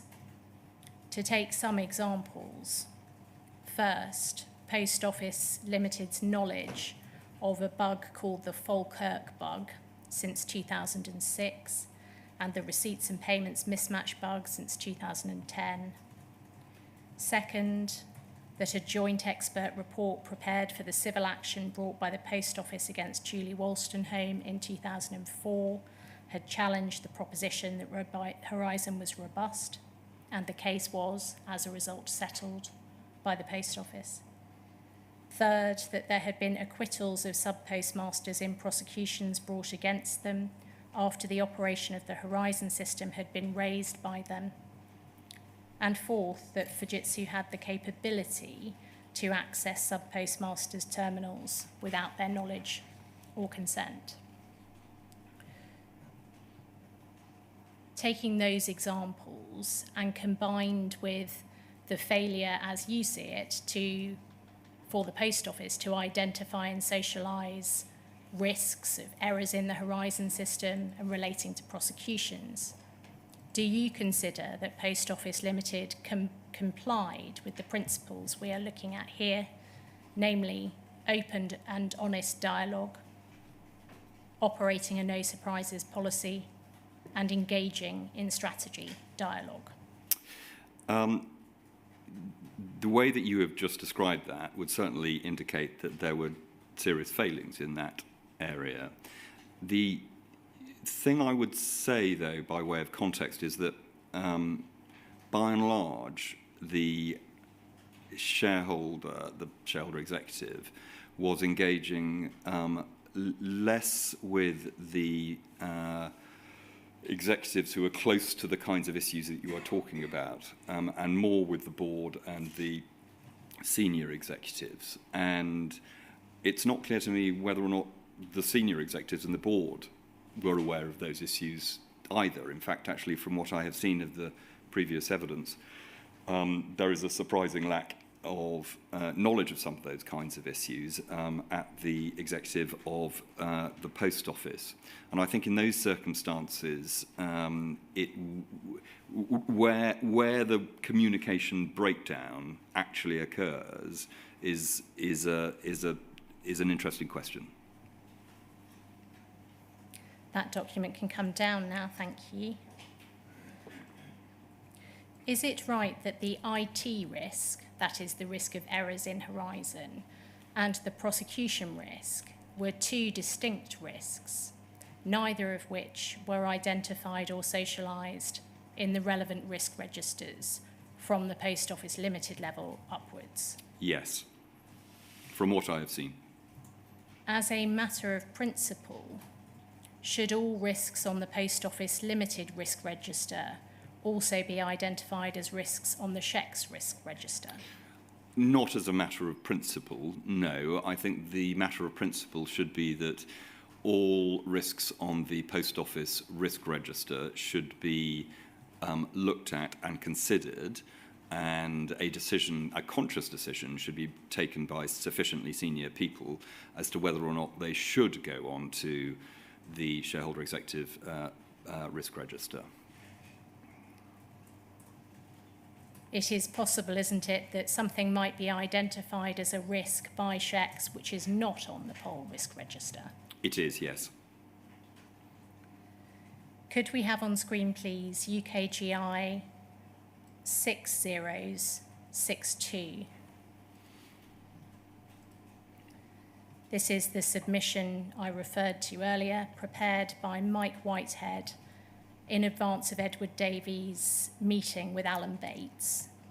It is dated the 5th of October 2010, and you address this at paragraph 87 of your statement if you wish to refer to it. Mike Whitehead was a member of the SHEX POL shareholder team, is that right? That is correct. He came from the policy side. And that poll team, you say in your statement, had 5 to 6 members and was headed up by a director. That was your description at paragraph 57. Yes, the Royal Mail and Post Office team was headed up by a director. Underneath that director, there were 2 deputy directors, one for the Royal Mail and one for the Post Office. I see. The deputy director headed up the 5 to 6 individuals in the team. Correct. Accepting that you do not think you saw this submission at the time, I'd like to look, please, at some of the issues that were being raised in it. First, under the heading Purpose, there is this: rescheduled meeting with Alan Bates, JFSA, on Thursday the 7th of October, at his request to discuss the JFSA's claims that endemic flaws in the Post Office Limited's Horizon system have resulted in a number of sub-postmasters having their contracts wrongly terminated by Post Office Limited and in many cases prosecuted for false accounting.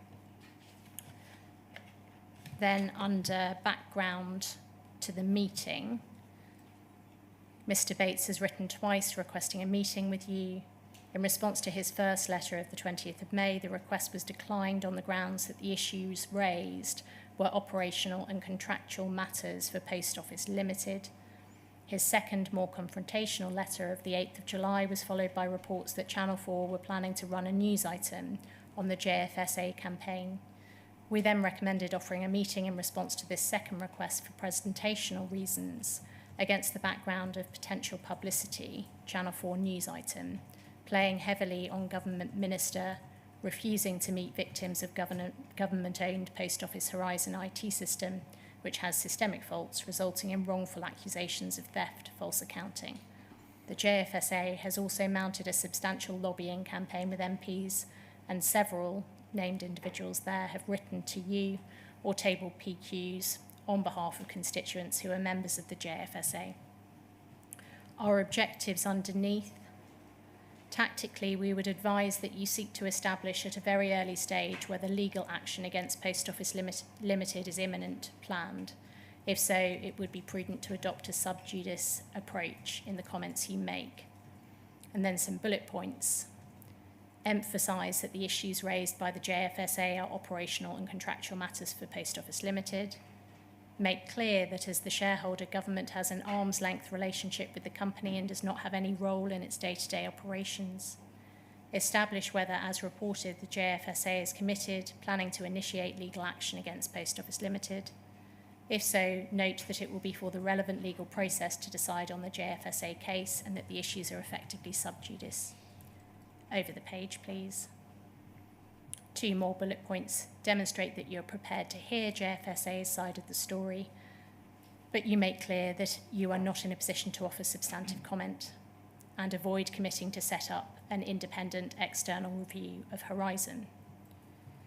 The JFSA objectives are summarised below there, and they include to press for an independent investigation into the reliability and integrity of the Horizon system,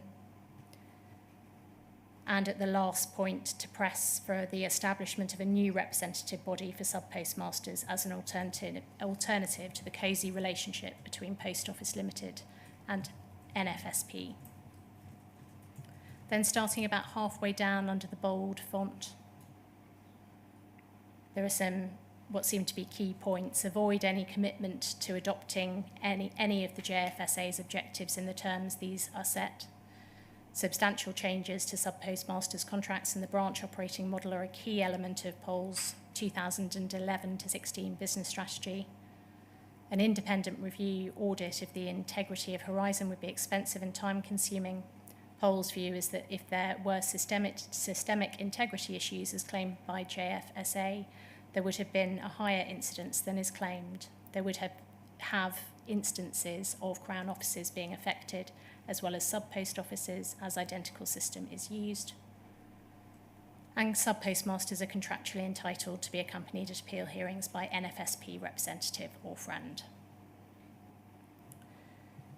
Over the page, please. is a more detailed document. I don't intend to take you through it all because I'm aware you've read this before, but just scrolling down, please, to see what is here. It sets out the Post Office Limited position in relation to the integrity of the Horizon system. And then over the page, please. The Post Office position, scrolling further down, in relation to action taken with sub-postmasters for accounting irregularities. And in relation to the second of these headings, it is explained at the second paragraph under the heading that in certain cases, following consultation with legal advisors, a decision may be made by Post Office Limited to pursue a criminal case. Since 2005, there have been 230 criminal cases that have proceeded to court. Of these, 169 have been found guilty and 18 defendants cautioned. Of the remaining 43, one was found not guilty, but this was nothing to do with any Horizon challenge. 42 cases were not carried forward for a variety of reasons, but there are no suggestions that any of these reasons were related to concerns about Horizon. Setting aside for a moment the question of the advice which was given to Edward Davey by Mike Whitehead, would you agree that this document shows that by at least October 2010, Shecs and the Minister were aware of allegations that there were endemic flaws and systemic faults in Horizon, and that hundreds of people had been prosecuted based on Horizon data? That's undeniable.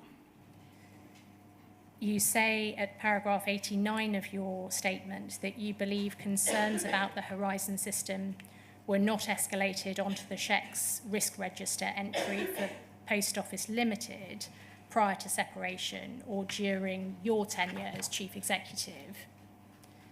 And at paragraph 106, you acknowledge that it would clearly have been vastly preferable if Horizon and Pole's prosecutorial function had appeared on internal risk registers in Shecs.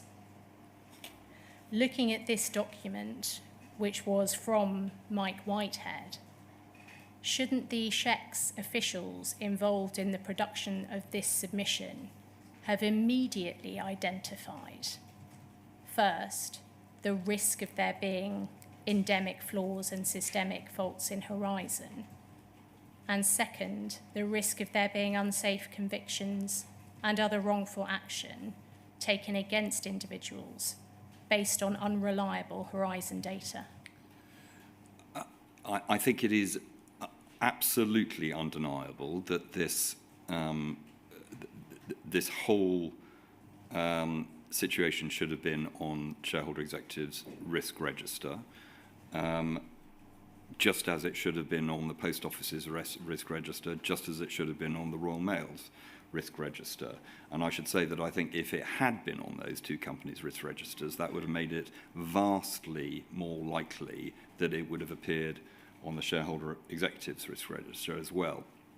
I can't answer for colleagues' state of mind or exact thinking from this period of time. I wasn't copied in on this particular document. I fear I probably have to repeat what I said earlier on, which is that I would speculate that in the face of the very forceful and detailed denials from the Post Office, supported by the sub-postmasters trade union, although I accept that the JFSP made it clear in this document that they didn't particularly trust their trade union. There had been a meeting with the Minister. Questions had been asked later by Mike Whitehead specifically of the Post Office about a month after this, I think, again, going very much to the concerns that Mr. Bates was raising. I mean, I think in those circumstances, clearly the decision was taken that it did not warrant escalation, and that was wrong. But I speculate here because I didn't write this submission and I didn't see it. Indeed, but these were officials who were at Shecs when you were chief executive. So They certainly were. in terms of how you would expect those operating under you to behave, would you not have expected both a recognition of the risks and escalation of those risks? I very much wish that it had been escalated. I am not resiling from that position at all. The point I'm trying to make is that in the context of the time, I can just about see how a decision might have been taken not to escalate. And to be clear, it was escalated to the minister. Yes. And subsequent ministers, all of whom met Mr. Bates. There is in place, though, as you set out in some detail in your statement, and we have heard some information about from others, of identification and management of risk, which relies on things being recorded so that they can be considered by, for example, the Shecs Executive Committee or the Shecs Board. Yeah. So it is important, isn't it, notwithstanding that things that should be considered by the Executive Committee and the Board are raised, notwithstanding that there might be a separate line of reporting to the department? Yes, indeed. And I'm very clear in my witness statement that they should have been put on the risk register. But I'll repeat, they should have been on the Post Office risk register, and they should have been on the Royal Mail risk register as well.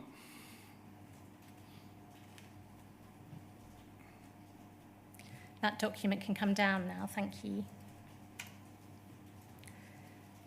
At paragraphs 57 to 59 of your statement, you explain that separate teams at Shecs dealt with Post Office Limited and Royal Mail Group policy issues, respectively.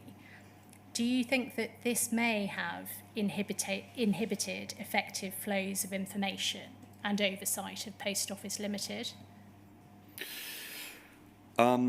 I've given this matter some thought and reflect on it at the end of my statement. I think, honestly, the answer is, well, it's clearly unknowable.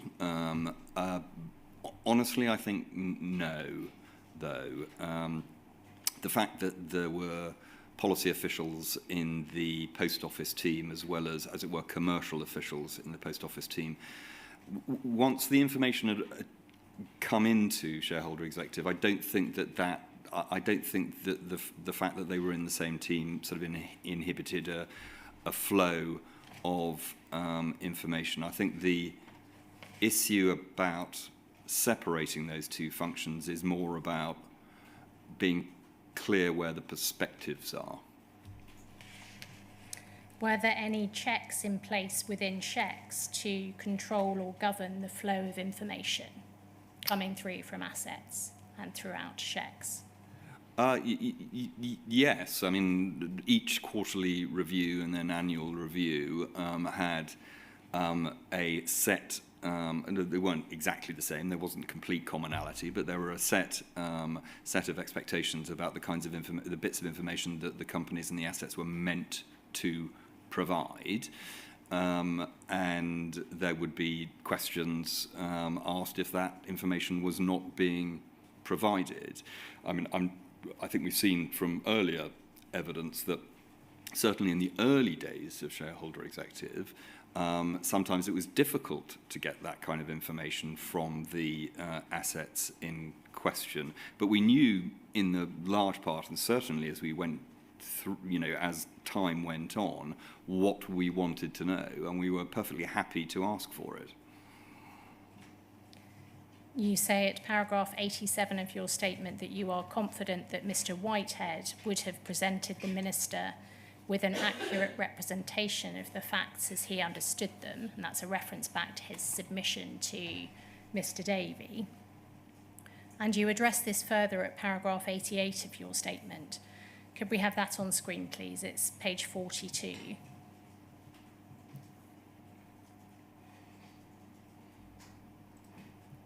And here you say this: I do not know what steps Mike took to obtain and interrogate information provided by Post Office Limited to him, though he seems to have asked the main sub-postmaster's trade union the National Federation of Sub-Postmasters about it and had been told that their view that there should be no lack of confidence in the Horizon system, Mike was in regular contact with the NFSP, and so it would not surprise me if he had spoken to them about Horizon.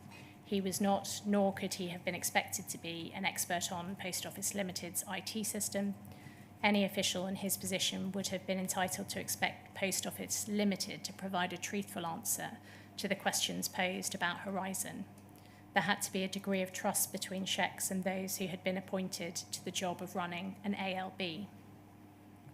Dealing first with the reliance placed on the National Federation of Sub-Postmasters' position on the issues, were you aware at the time you were Chief Executive that the JFSA considered that the National Federation of Sub-Postmasters had a cosy relationship with Post Office Limited? That was one of the bullet points that we just looked at. No, it wasn't. Should that fact that the JFSA considered there to be a cosy relationship between the NFSP and Post Office Limited not have made Mr. Whitehead and the Pole shareholder team more wary of reliance upon the NFSP position? I'm not sure that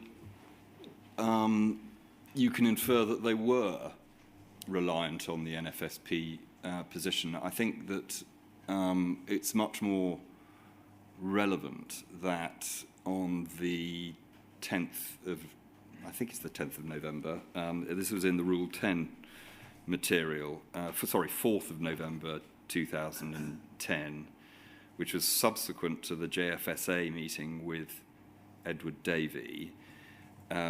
Mike had clearly a long conversation with the Post Office, covering matters such as whether or not the contract had changed, the lack of audit trail, whether or not Pole can access the system remotely, frequency of software updates, and it goes on. I mean, these are all of the issues which Mr. Bates had raised a few weeks before and had received answers which he was entitled, detailed answers and forceful answers, which he was entitled to rely on. I think that the fact that the National Federation of Sub-Postmasters were, as it were, rowing in behind that position would have been a factor, but it would have not been as much of a factor as the very long conversation, by the sounds of things, that he had in November with the Post Office itself. I see.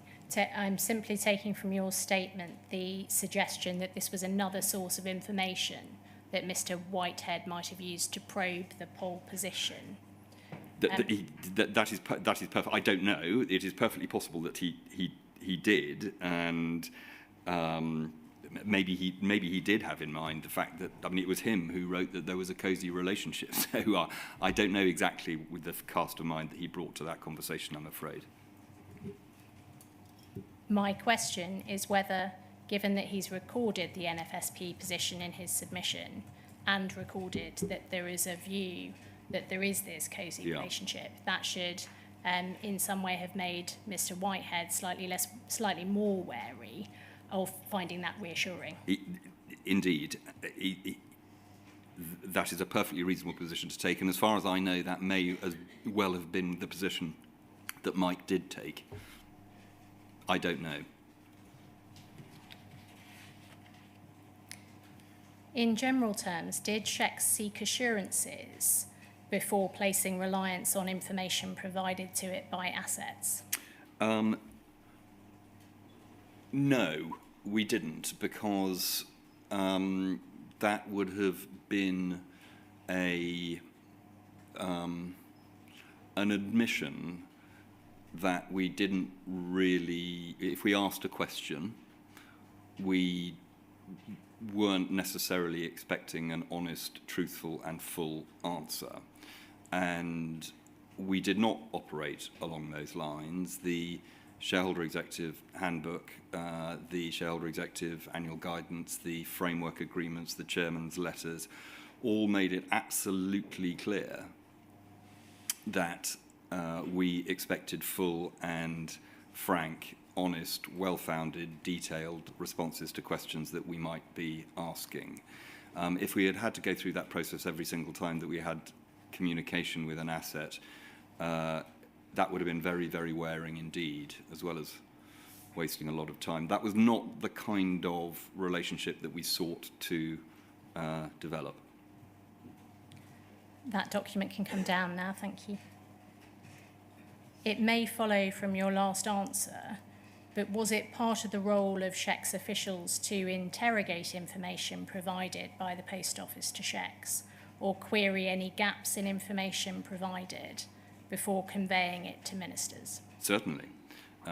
If there was a sense that either information had been unhelpfully presented or misleadingly presented or incompletely presented, then I would certainly have expected Shareholder Executive colleagues to have pressed and challenged on that. I mean, I used to do that kind of thing all the time myself. So you draw a distinction between seeking assurances when, on the face of it, there's nothing to question, and where there is, on the face of it, something that needs explaining. I think exploring. I think the distinction that I would draw is that we expected, as a matter of course, and made explicit at the beginning of a relationship, that we expected a full and frank and open, honest, straightforward set a relationship with appropriate responses. That does not mean to say that we would always necessarily get that, nor does it mean to say that if we didn't get that, that was necessarily always, we didn't get it because there was a lack of good faith. It might have been just that people misunderstood. So I would have expected a constant dialogue, challenging dialogue, rather in the same way as a board is meant to have a challenging dialogue with the executive to take place. I hope that's clear. In a situation like this, where a submission is summarising an increasing number of people challenging the integrity of the Horizon system, with implications for prosecutions and other action taken against sub-postmasters, wasn't there a requirement in those circumstances to be more probing, where there is an increasing body of accounts that there is something wrong with the system? I think there is evidence that officials were more probing as time went on.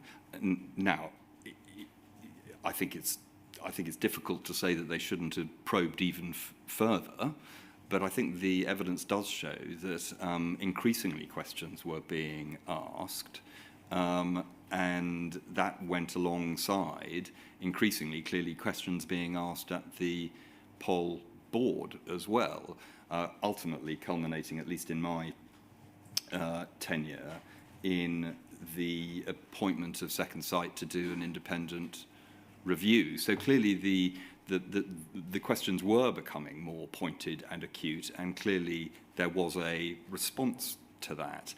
I think it is perfectly open for anybody to say it should have happened quicker.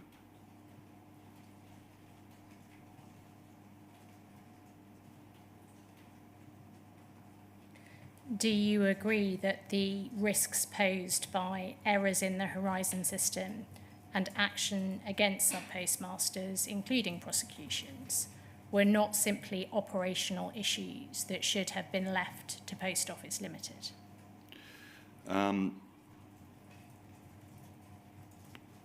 By the time that the volume of those prosecutions and cases had reached a very high level, yes, I do agree with that. But this is not, again, it's not a completely binary issue. If this had been sort of kind of one or two cases in a 5-year period, then I think I probably would have said, yes, well, this is an operational matter. It's catching this when it became clear that there was a systemic problem should have been done earlier. We've we've seen in the submission these issues being described as operational and contractual issues, and the first position being that the Minister wouldn't meet with Alan Bates for that reason. Given what you've just said, do you consider that the issues were incorrectly presented to the Minister as being for Post Office Limited, as operational and contractual? I find that a difficult question to answer because I don't know what... going back to the point about the volume, I don't know what was the understanding of the volume of those cases known to the officials at the time. Well, we saw the numbers, didn't we, of prosecutions that were relevant to the question of challenges to the integrity of Horizon, yep.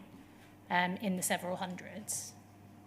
Yeah, yes, and you're saying that as a result of that, that becomes sort of kind of more than merely operational. Well, my question is, in circumstances where, if they were right, if those challenging the integrity of the Horizon system were right, that there were systemic and endemic problems with the system, that was the number of prosecutions which might have been affected by it, brought in reliance on yes. Horizon data. So just looking at the information in the submission alone, wasn't that enough to take it out of the territory of operational and contractual purely for Post Office Limited? I don't know, is the honest answer. I don't know how those numbers compared against the historical record of prosecutions by the Post Office or Royal Mail. I would guess that officials at the time might have taken some degree of comfort from the fact that there had been a process which had been gone through sort of kind of British courts, and there had been a particular answer. So I find it difficult to answer the question very clearly for you because I can't put myself in their shoes. I can imagine some of the things that they might have been thinking, but I can't give you a very definitive answer, I'm afraid.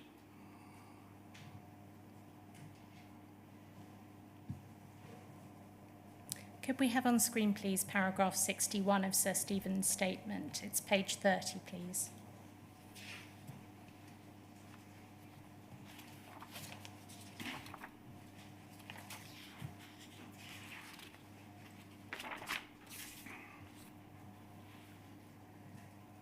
Starting 3 lines down, you say it was also the case that, particularly in respect of the period before separation, reporting on Royal Mail Group and Post Office Limited was heavily focused on financial performance, as reflected in Sheck's reporting for this period, including traffic light analyses and quarterly annual reviews, and Sheck's did not have a representative on the board of Royal Mail Group or Post Office Limited, meaning that risks arising from operational matters were less likely to appear in Sheck's reporting for this period. Was achieving financial profitability the foremost aim of Sheck's for Royal Mail Group and by extension Post Office Limited in this period to which you refer? I think it would be fair to say that we were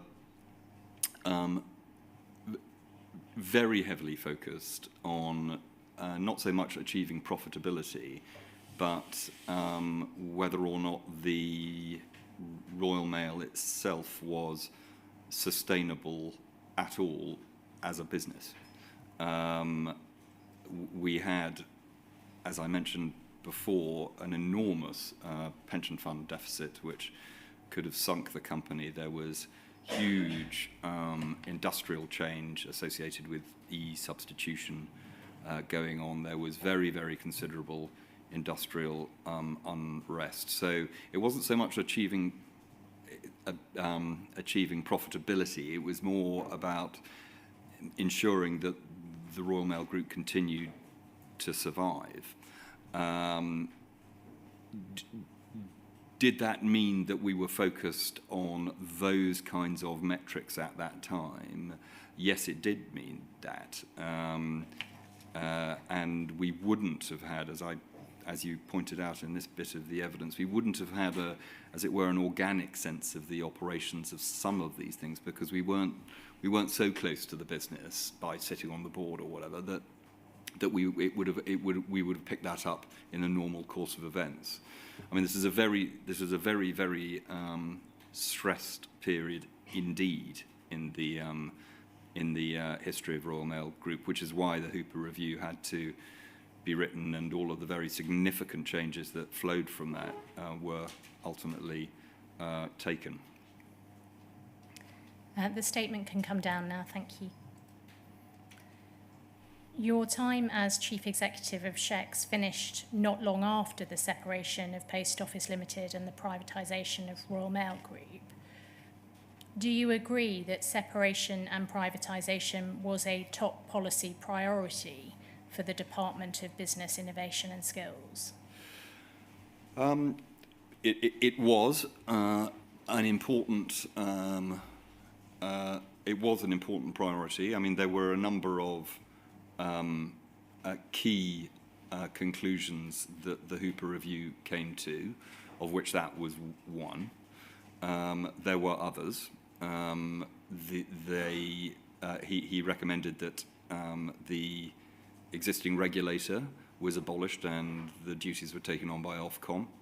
He recommended that the pension fund was absorbed into the public finances, and he recommended that the Royal Mail, in that situation, separated from the Post Office, was privatised, and that required a change in the law, and we had to take primary legislation through. We did all of those things. They were all extremely difficult, as it turns out, but we did all of those things. One of them was certainly the separation of the Royal Mail Group from the Post Office. Miss Price, can you hear me? Yes, sir. I've lost the screen. I can't see what's going on at the moment. Sir, we'll investigate that if you just give us a moment. I can hear perfectly, but I can't see.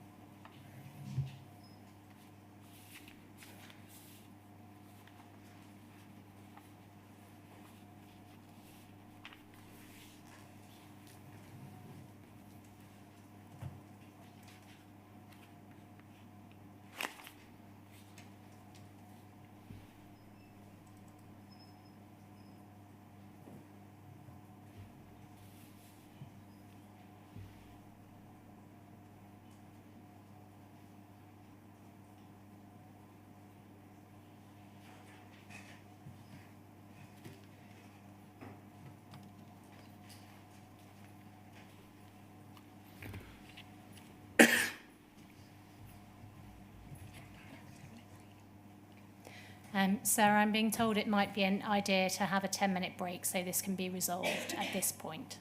All right, that's fine. I'll remain near the screen so that you can let me know what's happening if necessary, all right? Yes, sir. Thank you.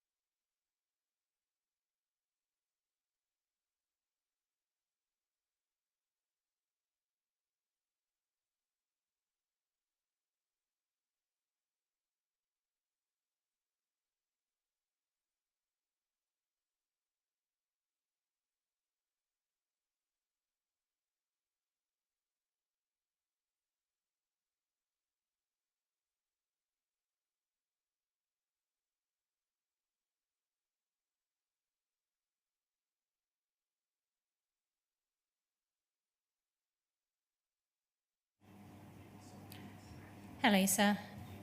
Hello. Can you still see and hear us? Yes, I can. Thank you very much. Is my microphone working now? Yes. Okay. I think we really are now ready to continue. Right. Very good. So, Stephen, we were just talking about the plans for separation and privatisation, and I had asked you, first of all, about the priority of that for the department. In terms of SHEX's priorities, were readying Post Office Limited for separation and readying Royal Mail Group for privatisation important priorities for SHEX? Yes, they were. And was that something that the directors of both Royal Mail Group and Post Office Limited would have known? Yes, it is something they would have known. Did you ever get any sense that this influenced the willingness of Royal Mail Group or Post Office Limited to share information with SHEX and the relevant department? I did not get that feeling at all, no.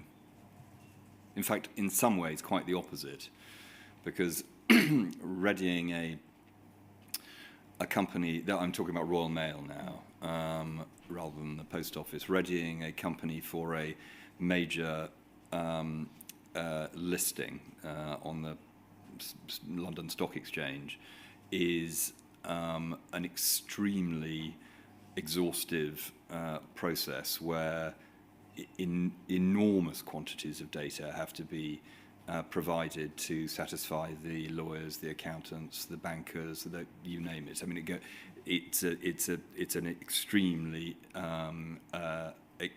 complicated and exhaustive undertaking.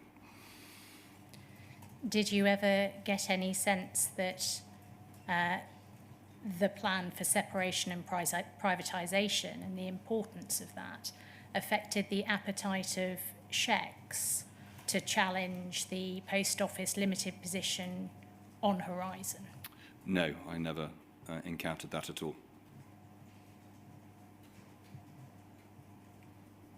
The inquiry has heard evidence relating to Post Office Limited's culture, ethics and conduct. What mechanisms were in place, if any, when you were at SHEX to enable oversight of those things? And the principal mechanism for that was through our engagement with the chair and the board of the Post Office.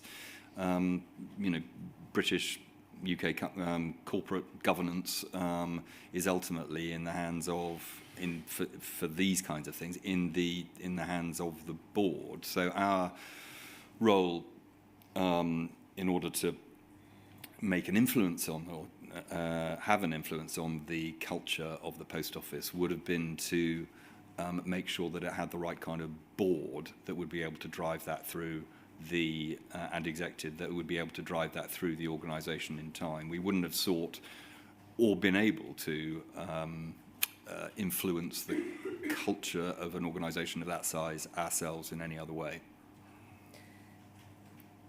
And were concerns about culture, ethics and conduct in relation to Post Office Limited ever raised with you when you were at SHEX? No, they weren't. I don't recall them anyway. I'd like to come, please, to the pushback that you say there was by Post Office Limited to having a shareholder non-executive director on the Post Office Limited board. Could we have on screen, please, paragraph 94 of Sir Stephen's statement? It's page 46.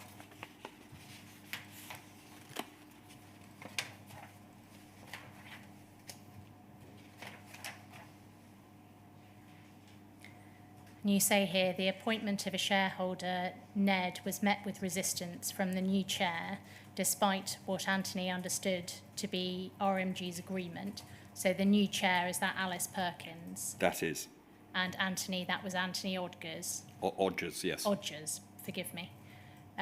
A submission from the SHEX Post Office Network team to Ed Davey, dated the 24th of October 2011, that I've seen while preparing this statement, indicated that Ed Davey and Vince Cable decided in spring 2011 that a shareholder NED would be appointed. However, when Alice Perkins met the Permanent Secretary in September 2011, in the first of a series of meetings she undertook with senior figures in the department, she indicated that she had some concerns. These are the ones that you were referring to earlier, I think. That's right. First, that Shecs joining the board was inconsistent with the policy of future mutualisation, where the relationship between Post Office Limited and government would be purely contractual. Second, that it would in some way prevent government insulation from the impact of operational decisions.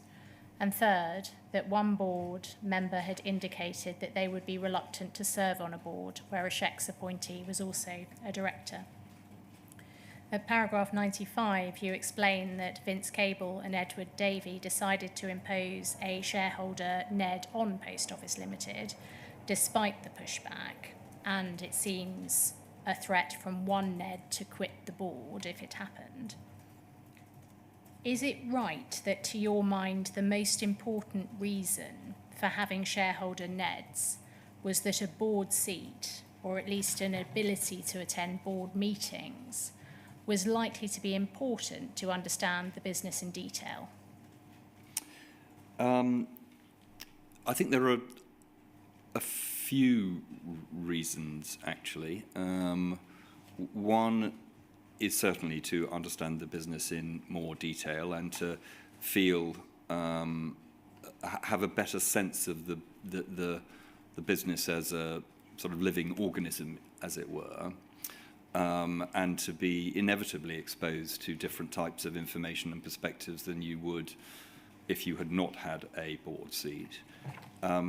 Another crucial element of it, and this goes to the slightly dual-hatted nature of a shareholder non-executive representative, is to make sure that the board, in a very immediate way and in a sort of formal way, is aware of the 100% shareholders' views and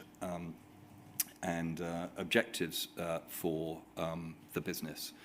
A third, less important to my mind, but a reason, is to improve and deepen the relationships between the board and executives and the shareholder. As I've said at various stages in this statement and has come up on a number of occasions, these relationships do need to they require a degree of trust to work properly, and greater familiarisation with each other enabled that. I should have referred to the other reasons you include at paragraph 67, but in paragraph 67 you describe that first reason, that is, it was likely to be important to understand the business in detail, as being the most important. So in the context of there being other reasons as well, do you still consider it to have been, to your mind, the most important? Yes, though the others are, this is a matter of degree. In particular, the transmission of government objectives in a clear and straightforward fashion is very nearly as important. Looking to paragraph 96, please, over the page, about 5 lines down. You say Susanna Story was subsequently appointed, but as I understand it, following discussion with the board, she did not share board papers with the Shecs poll team out of concern that this would create a conflict of interest or otherwise undermine the independence of board discussions. I do not recall being aware of this arrangement at the time when I was chief executive. Do you agree that an inability to share board papers undermines a key purpose of the shareholder NED role, i.e. the transmission of potentially important information back to government? I don't think it's helpful, and I note that that particular prohibition was lifted in due course, and I think it's right that it was lifted. Whether or not in practice at the time when the prohibition was in place it prevented proper conversations between the shareholder team and Susanna about the about the board discussions. I rather doubt, and my understanding is that Susanna arranged specific meetings so that she could inform the team as to the basic substance of the discussions. I think that's unfortunate that she had to do that. I think it would have been easier if the board papers had been made capable of being made available to the team, but it was what it was. And I think clearly people were feeling their way. This is one of the very first board seats that Shareholder Executive had taken, which is now pretty common practice, frankly, and I think people were feeling their way, and maybe this was a compromise that was felt needed to be made. I was going to ask you, Sir Stephen, was the attitude taken by the Post Office Board to having a non-executive director who was a member of SHEX unusual? But I think you've answered it by saying that this was one of the first boards in which that situation arose. Have I got that correctly? You have absolutely got that correct, Sir Wynne. Would you have expected to have been consulted on the decision not to share papers?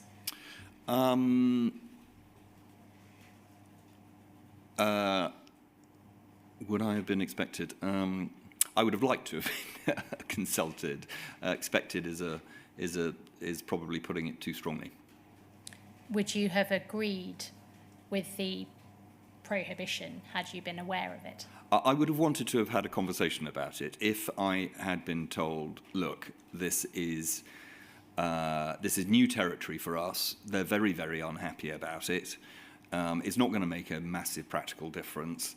Let's go with it in the interests of making sure that we get off on the right foot rather than the wrong foot. I would have probably gone along with that. There would have been other conversations in different circumstances, but if that was the situation, I would have probably gone along with that. Had you been aware, would you have considered that ministers should have been informed of that?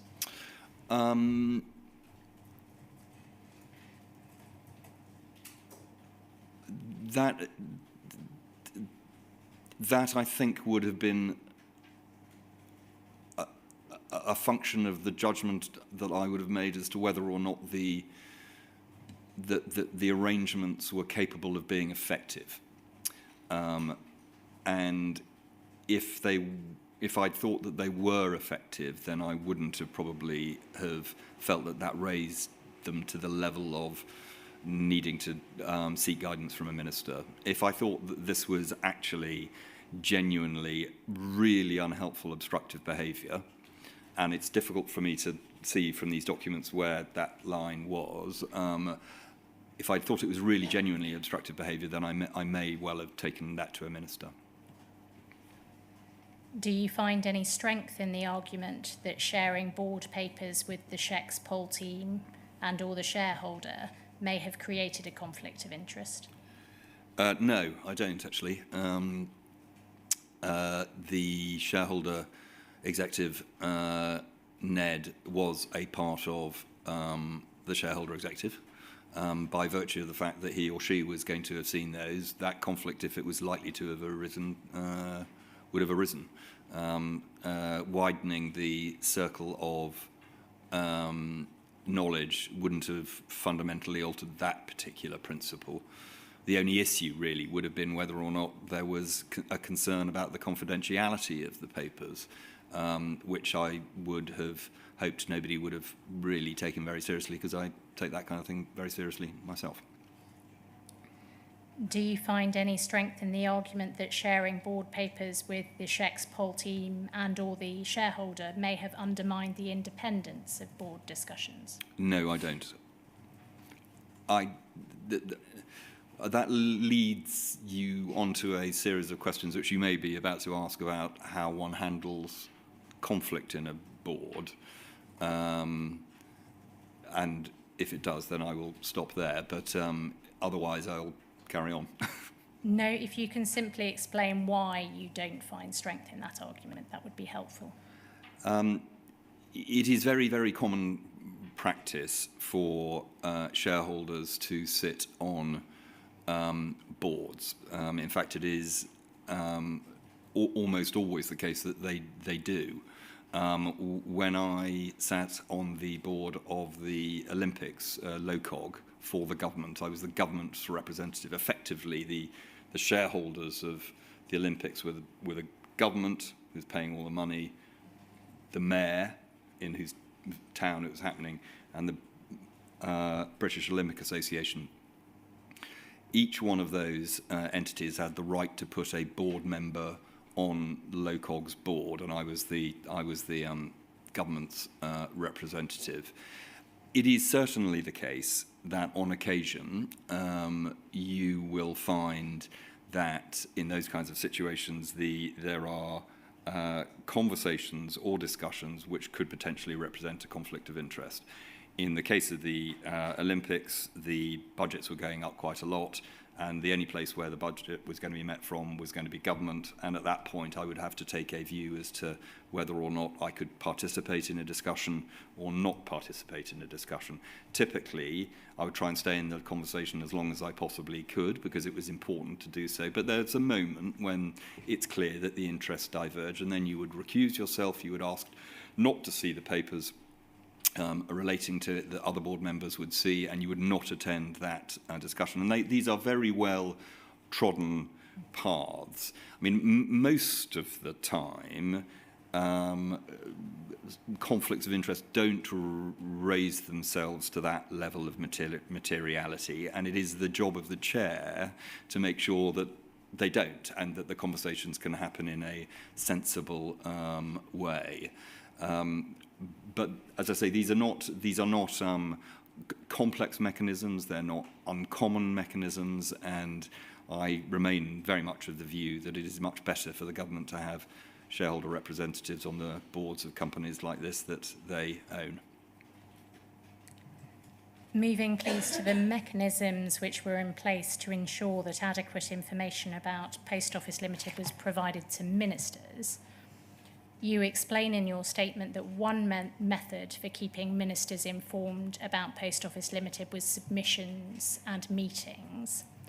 What other mechanisms were there? And in particular, when you were Chief Executive of SHEX, what went to ministers by way of risk registers and quarterly or annual reviews relating to Post Office Limited?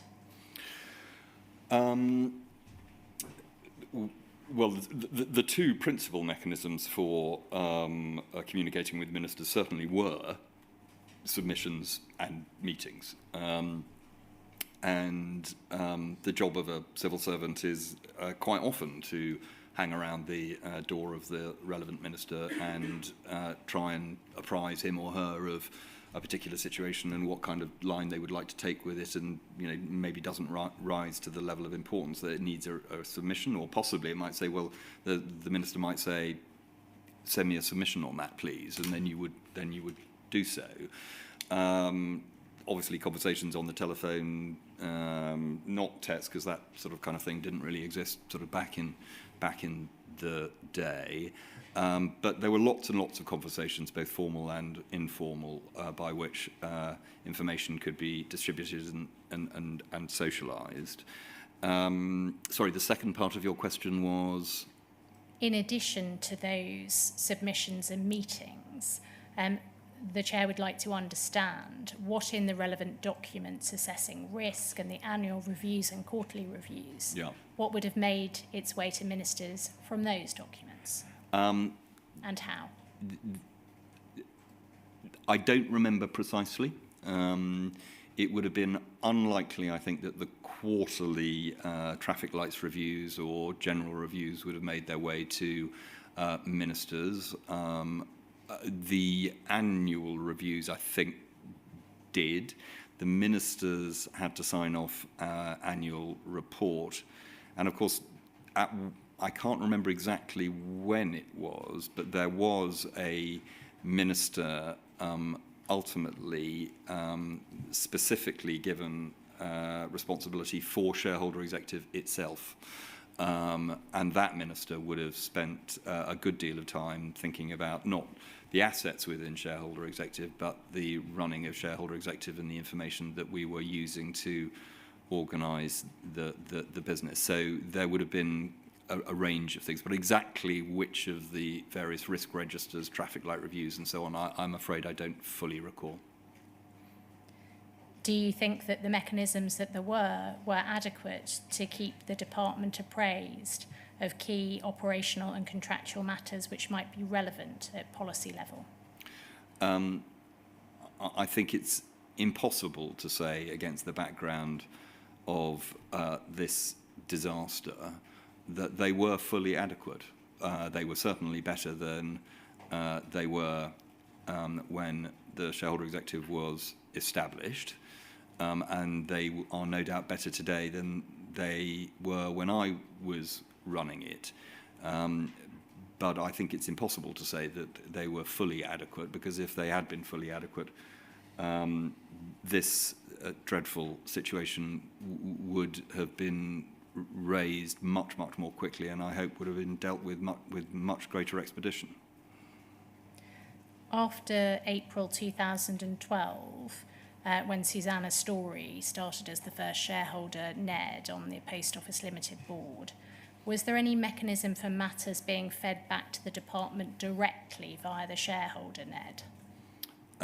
Yes, I think Susanna, this is very much towards the end of my time at Shareholder Executive, so my knowledge is perhaps less reliable than others would be, but I know that Susanna met with the shareholder team very regularly to make sure that the information that she thought was important was being fed back into the shareholder team. Coming finally, please, to your reflections provided towards the end of your statement to the inquiry, could we have on screen, please, paragraph 111 of Sir Stephen's statement? That's page 55.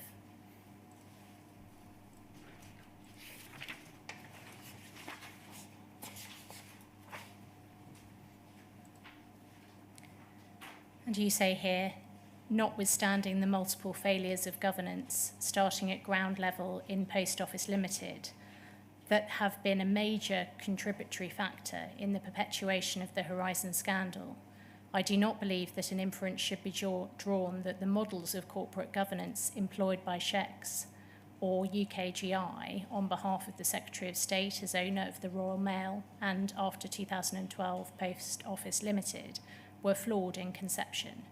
Modern codes of corporate governance are fit for purpose and should drive proper and honest company behaviours when implemented.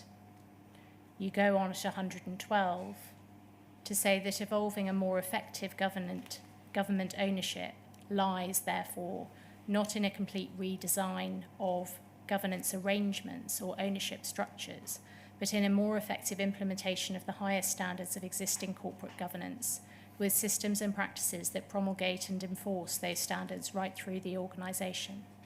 Its operations need to be fully understood by the board and executive. Its risks need to be identified accurately and honestly. Its issues and problems need to be escalated appropriately, and the shareholder needs to be properly apprised of the most significant issues and developments in the company. This is particularly the case where there are complex policy issues at play, as well as commercial ones.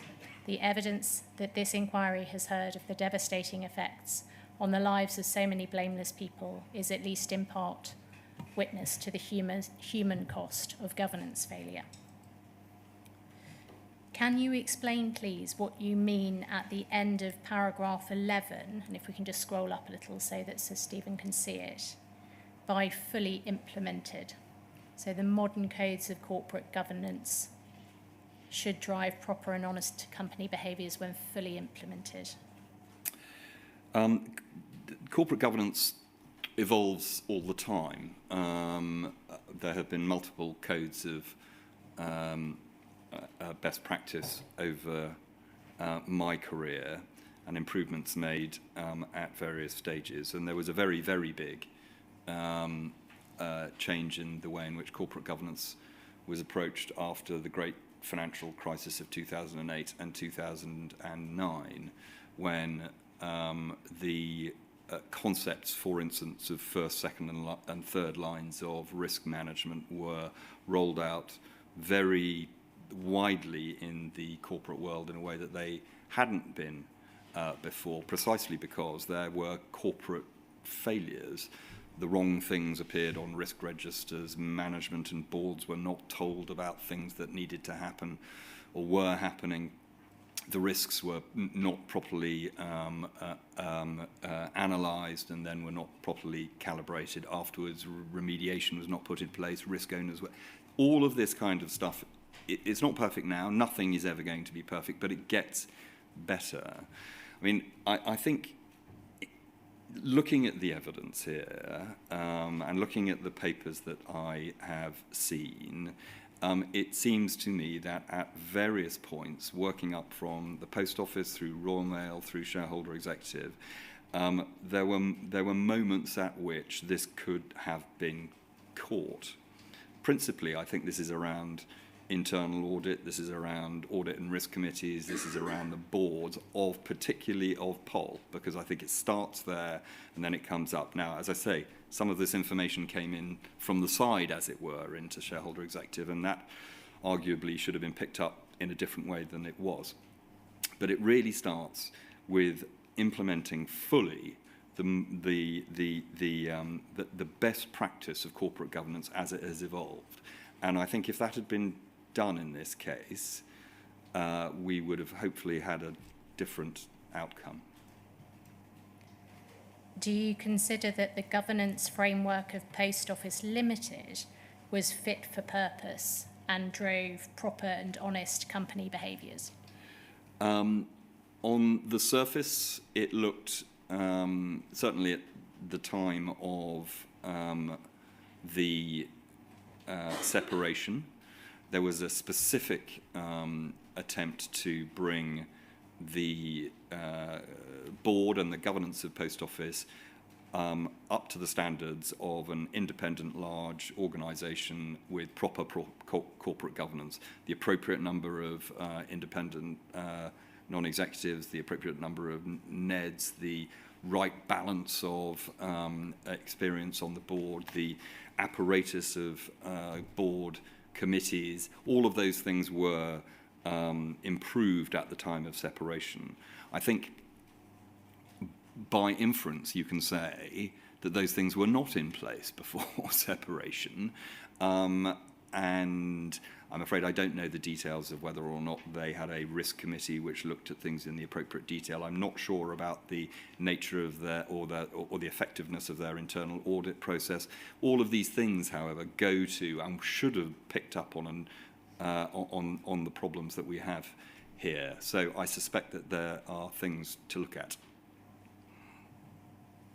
You refer in paragraph 112 to systems and practices implementing the highest standards of existing corporate governance.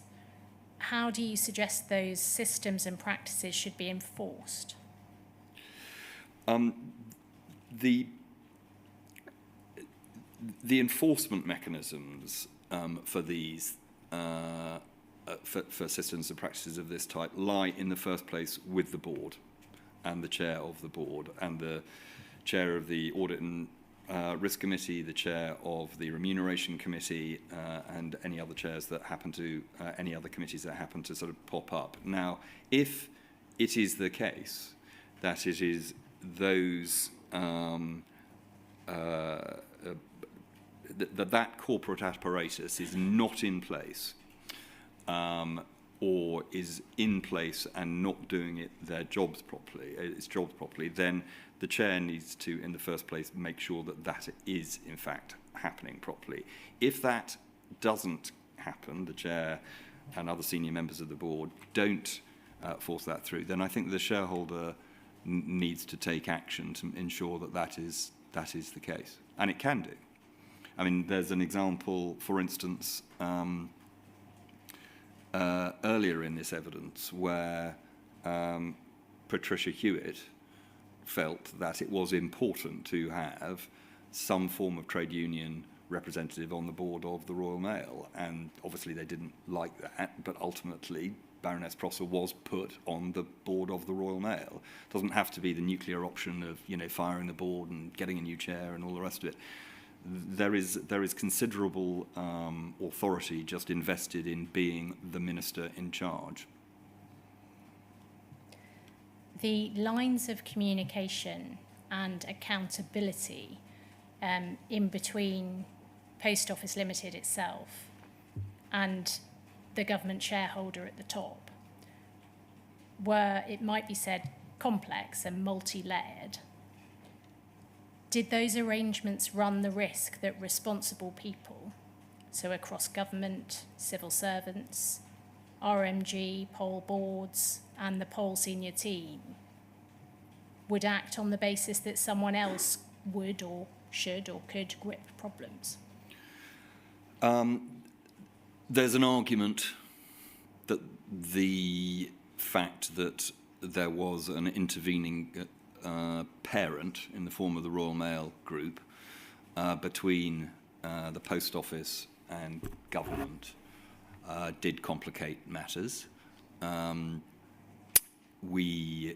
As I say in my statement, there was another actually bigger subsidiary, certainly in financial terms, bigger subsidiary, where we didn't have any kind of direct relationship with it at all because we worked entirely through the Royal Mail Group.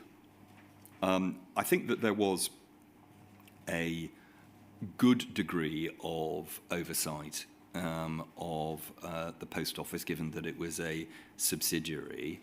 But whether or not the complications that you allude to made it more difficult to pick up this problem is a possibility. I think it is a possibility. Certainly, I think it became easier when the Post Office had been separated and there was a singular solo direct line from Post Office to government. Scrolling down, please, just to the bottom of 112, the devastating effects of governance failures. Are these due to the inadequacies of individuals, or is it the governance systems which don't make sufficient demands of individuals to ensure appropriate behaviour?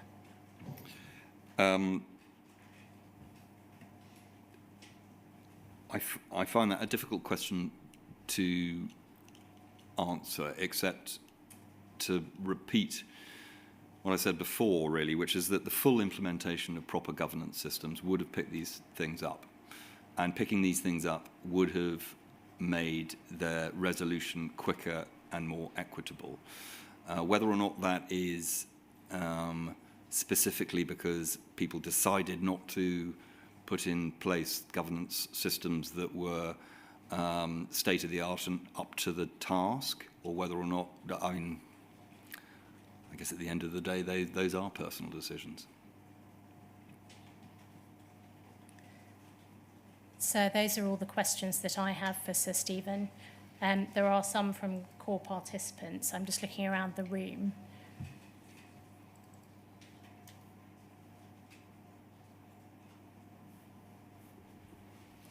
I think two sets of core participants have questions.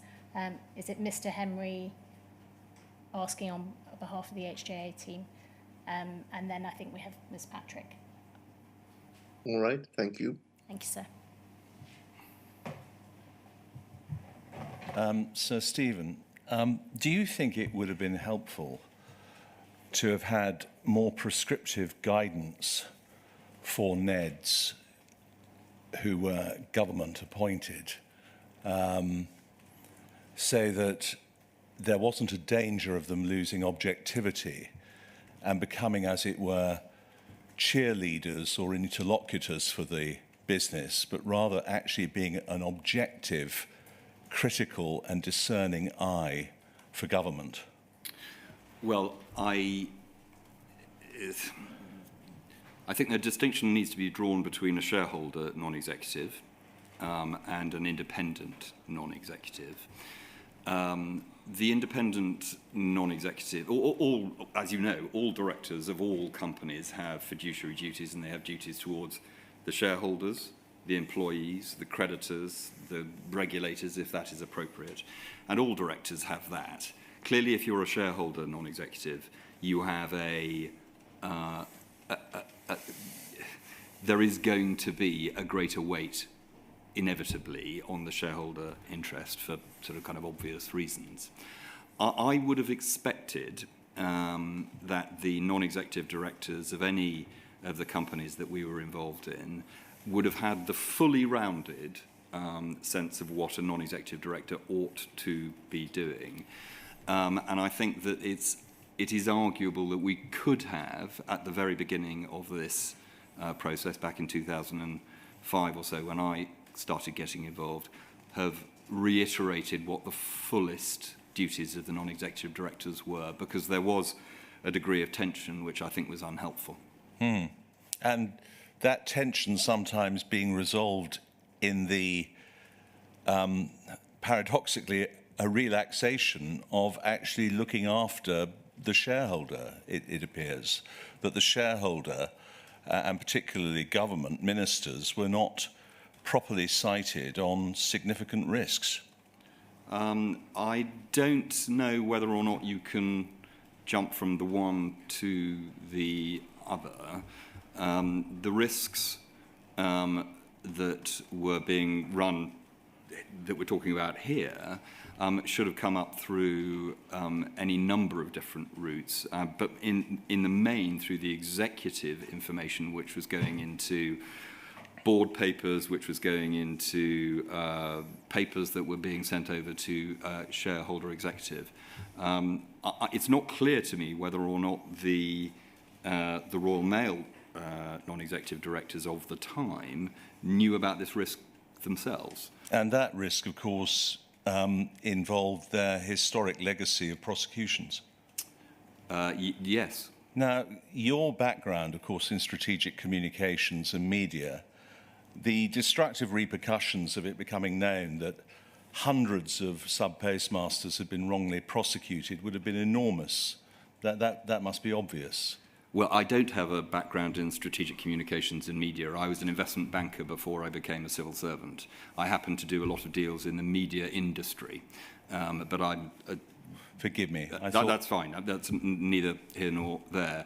Clearly, the reputational implications of a disaster like this are terrible. I mean, they're not as terrible as the impacts on personal lives and livelihoods, but yes, they are very bad. And of course, compounding that atrocious injustice, if it had also been known that, as opposed to hundreds, thousands of sub-postmasters had been wrongly milked for cash in respect of fictitious Horizon-created debts, that would also have been a scandal, wouldn't it? Certainly that was a scandal. I mean, that's why we're here. Yes, exactly. Now, your focus throughout your tenure from 2007 to the end of January 2013 was very, very much on the Royal Mail Group, among other considerable responsibilities you had, because, of course, your portfolio was getting bigger and bigger. That's correct. My focus was much more on the Royal Mail Group than it was on Pol. Yes, and presumably that is because of the bill, the Act, but the Postal Services Act of the 13th of June 2011. Once that passed, it made the roadmap to separation and RMG privatization clear, did it not? It did. It was the enabling act that allowed for the recommendations of the Hooper Review to be enacted, yes.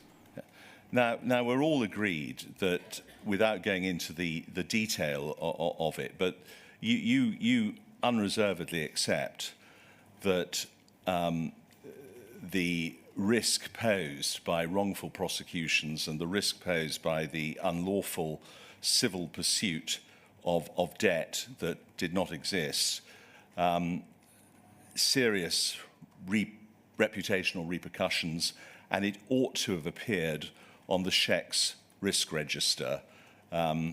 Not preferable, really, but mandatory. It certainly should have appeared on the SHEC's risk register, yes. Now, For Paul. yes, for Paul, definitely, but also because by extension it would have been a considerable risk to your assets, so therefore it ought to have appeared on your risk register as well. Yes, during my time, we didn't have a risk register for Shareholder Executive per se. I think that Yes. did come into account after, but we didn't have one at that time. It would have appeared. It should have appeared on the specific risk registers for Post Office, and while Post Office is owned by Royal Mail, it should have appeared on the Royal Mail risk register as well. Yes. Now, I want to return to the fact about your focus, and we all accept that you would have been looking principally at the Royal Mail Group because that was your immediate priority, together with, of course, a number of other complicated and complex enterprises that fell under your control.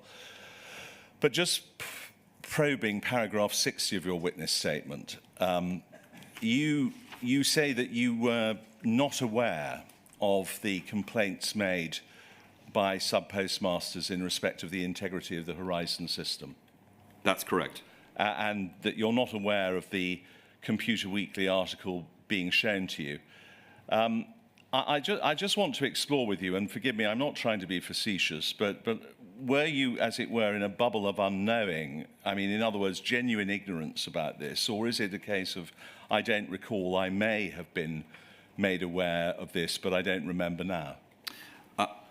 I have absolutely no memory of reading. I've never read an article in Computer Weekly, and I have no memory of reading this one or having it being brought to my attention. Now, that, of course, is perhaps entirely correct, but of course it was replicated in private eye, and also in government you do have services where media is distilled and relayed to ministers, and so therefore it would go through your hands as well, don't you? You have services where media is looked at and digested. There are services such as that. I didn't use them particularly at all. I see. So, again, and this is probably inadvertence, but I have a list in front of me of the articles in Computer Weekly that occurred during your watch. There were 10 of them. The May 2009 one entitled Bankruptcy, Prosecution and Disrupted Livelihoods, Postmasters Tell Their Story, the one that you've actually specifically referred to in paragraph 60. September 2009, Postmasters form action group after account shortfall. November 2009, Post Office theft case deferred over IT questions. That was Mrs. Misra's case. May 2010, a pilot of the new Horizon online system at the Royal Mail has been scaled back after connectivity problems and outages. February 2011, Post Office faces legal action over alleged accounting system failures. October 2011, 85 sub-postmasters seek legal support in claims against Post Office computer system. That was obviously another one. So October 2011. One in June 2012, Post Office launches external review of system at Centre of Legal Disputes. And then 3 in January of 2013, Post Office admits Horizon system needs more investigation. Post Office announces amnesty for Horizon evidence. And Post Office wants to get to the bottom of IT system allegations. So Stephen, I mean, none of these impacted you? I'm afraid I have no knowledge of any of those at all. By the same token, I, don't read publications which are to do with the nuclear decommissioning industry or, the data industry. I'm afraid the Computer Weekly articles completely passed me by and they were not drawn to my attention. Yeah. But what about the media? I mean, for example, the Channel 4 and also the fact that the MPs were beginning to agitate for affected sub-postmasters in their constituencies. All of this was going on in tandem or in parallel. Was none of this permeating your office? Wasn't permeating my office. It clearly did permeate the Shareholder Executive, and there is plenty of evidence in the bundles that everybody has seen that people are referring to the Computer Weekly articles, the BBC programmes, the Channel 4 programmes, and so on. But it was being dealt with in the way in which it was being dealt with. It didn't come to me. Right. I mean, leaving your position aside and now concentrating, and you did refer to this in passing during your evidence, the inquiry has heard from Sir Mike Hodgkinson, Alan Leighton, Alan Cook, Adam Crozier, and to a greater or lesser degree, all have claimed ignorance of the prosecutions and the wrongful convictions being secured by Royal Mail Group lawyers. You've said that you don't wish to speak on behalf of other people's knowledge, but and that is an extraordinary state of affairs, is it not?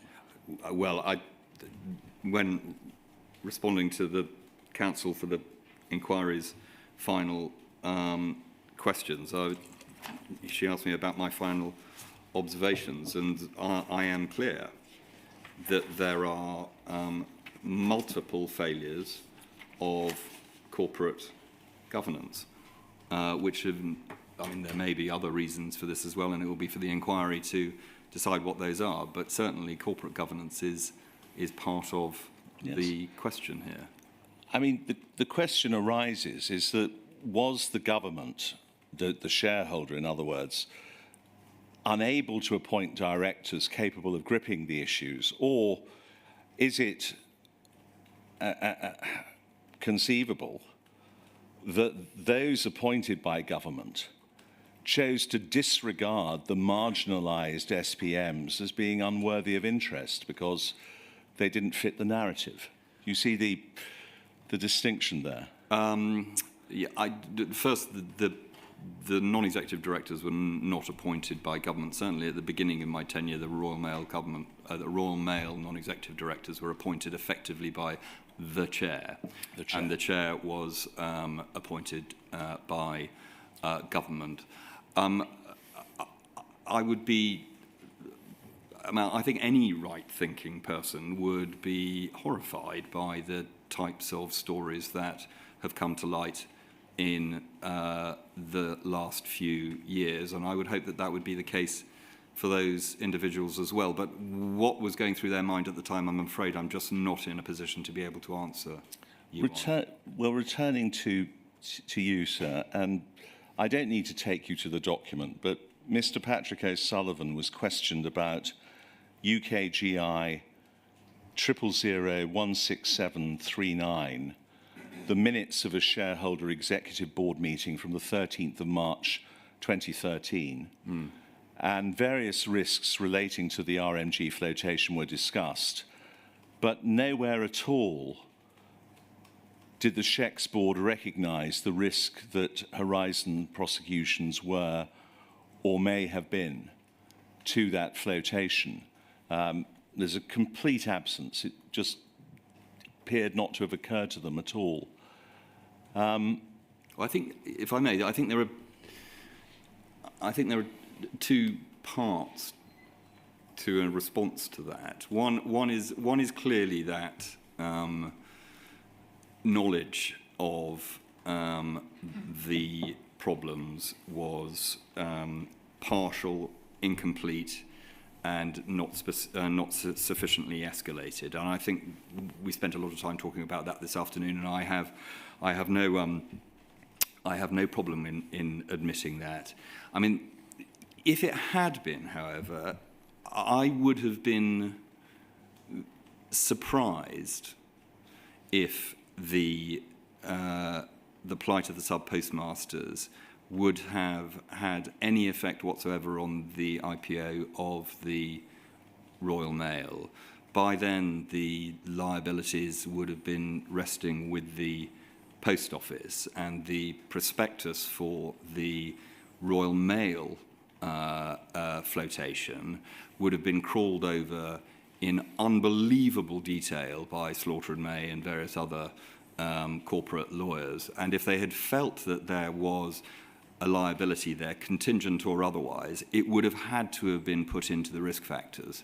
So I suspect the answer is that they were still not recognising that there was a big problem. But even if they had recognised there was a big problem, I do not think it bites on the success or otherwise of the IPO of Royal Mail Group. So, two parts to your answer. Are you saying, therefore, that the legacy of prosecutions had, as it were, been hived off and the post office had been saddled with them? In other words, RMG's historic liability for prosecutions had been hived off and left with the post office? I think I was not involved in the drafting of the prospectus. I had left the organisation by that point. But I think it is very difficult to believe that in a flotation of that magnitude and of that profile, which was very, very high profile indeed, as we will all remember, that the legal advice, and I'm fairly certain it was Slaughter and May, would have recommended anything other than leaving reference to the prosecutions in there if there was a potential liability. It must have been moved across to Paul by then. So that's your supposition? That is my supposition, but I have done a lot of IPOs in my life, and I know what it is like to write a prospectus of this type. And I've not heard any evidence to suggest so far that it should have been in the prospectus. If your supposition is incorrect, and let's just go on this angle, are you saying that, and it is to extend a thought experiment, but let us suppose between March and the actual flotation, which I think was October? I think you may be right. Yeah. Let us suppose that something exploded. That surely, I mean, it hadn't been priced in. That surely would have dampened market confidence. And there was a risk that the IPO would become a damp squib. I think that's my experience of doing these kinds of things is that's very unlikely unless investors genuinely believe that there is a financial liability associated with a situation like that. They would look through it and assume that it had been dealt with in Pol. Well, financial liability undoubtedly exists, and it's going to be the subject of phase 7 of this inquiry. But not for the Royal Mail Group. No, not for the Royal Mail Group. But nevertheless, the idea that the Royal Mail Group had been. Can I interrupt you, please? Of course, sir. Because I've been thinking about this, and I may be seeing it too simplistically, but my understanding is that the prosecutions were brought by Post Office Limited. The involvement of Royal Mail was simply, in inverted commas, to provide the legal expertise to do that.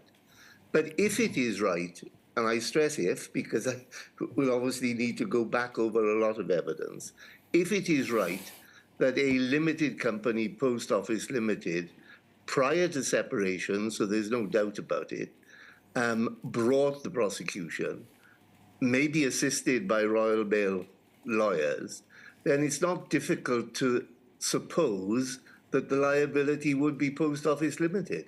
And obviously after separation, there's no doubt about that. No, on reflection, sir, you're right. And I think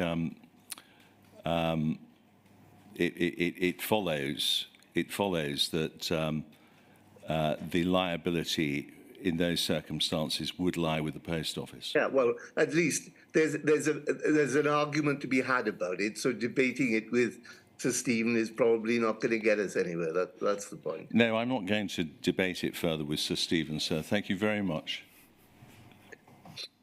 Ms. Patrick. Sir Stephen, My name's Angela Patrick. I act with Mr Maloney and Hudgell solicitors for a number of sub-postmasters who were prosecuted and have since had their convictions overturned. You might be glad to know I only want to return to one topic that Miss Price covered this morning. This afternoon, in fact. Earlier this afternoon, just after lunch, she asked you about your state of knowledge of the history of the Horizon contract with Fujitsu. And I just want to turn back to that. I think you said your knowledge was little more than that the negotiations with Fujitsu had been fraught. Is that a fair reflection? I think that's what I said, yes. Long, complicated and fraught, I suspect. Long, complicated and fraught. And I don't have to turn up the transcript, but for those, and for the record, for those listening, it's today's transcript at page 51, lines 1 through 7. Were you aware at the time you were responsible for oversight of Royal Mail Group and Post Office that there had been critical scrutiny during the development of the contract, including by the National Audit Office? I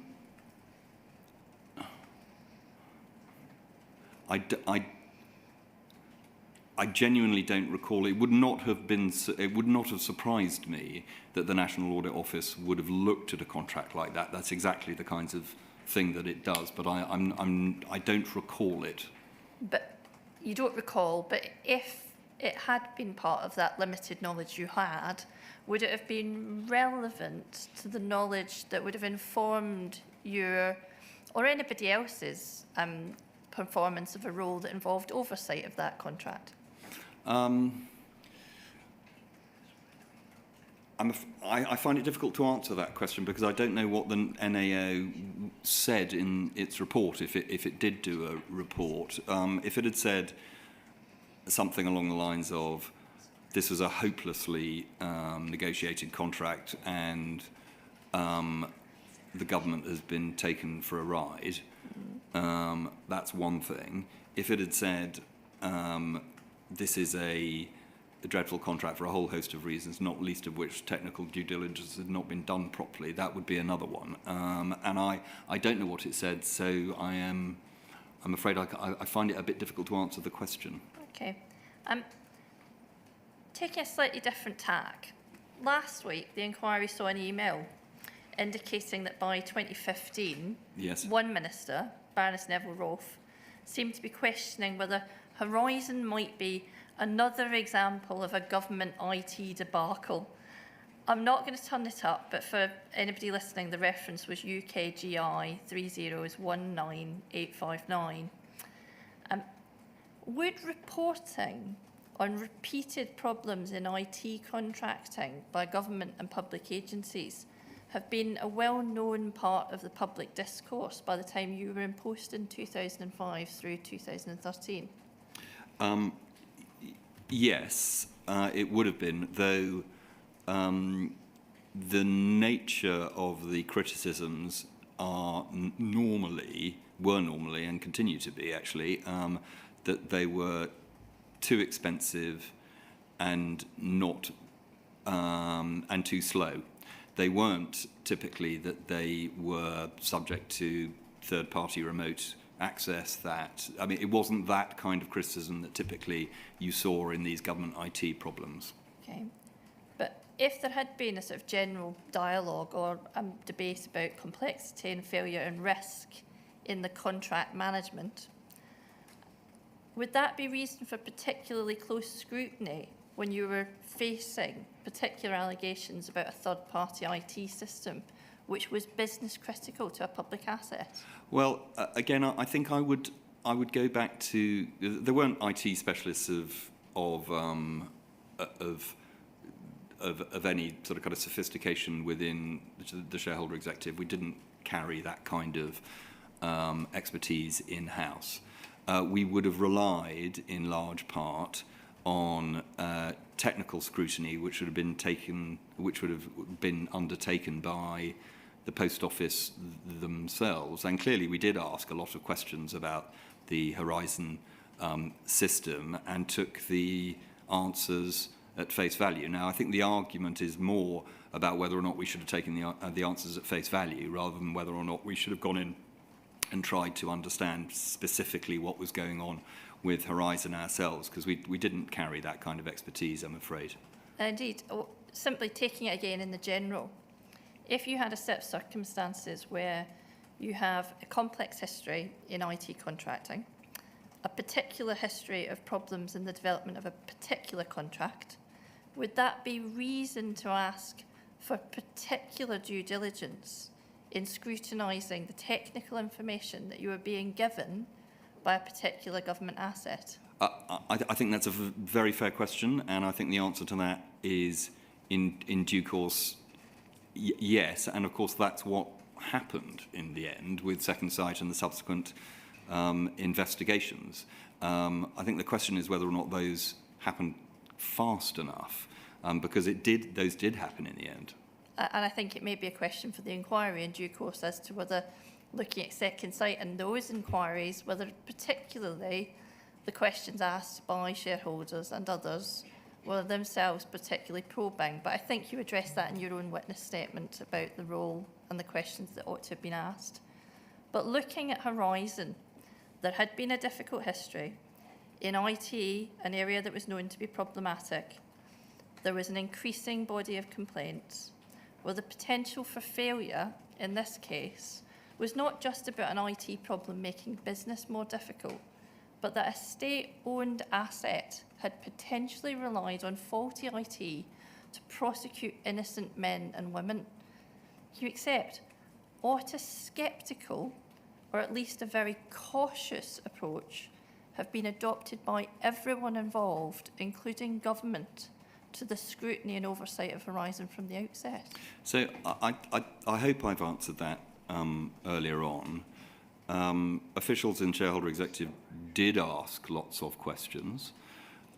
We did meet with Mr. Bates and his organisation.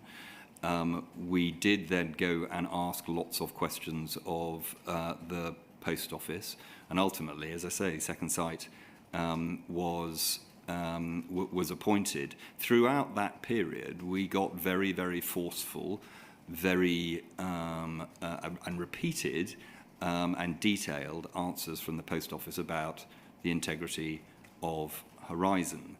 And on the whole, I would have expected officials to have taken the view that they were entitled to rely on answers like rely on answers provided by Paul, particularly, as you point out, when it goes to the livelihoods and indeed liberty of kind of individuals.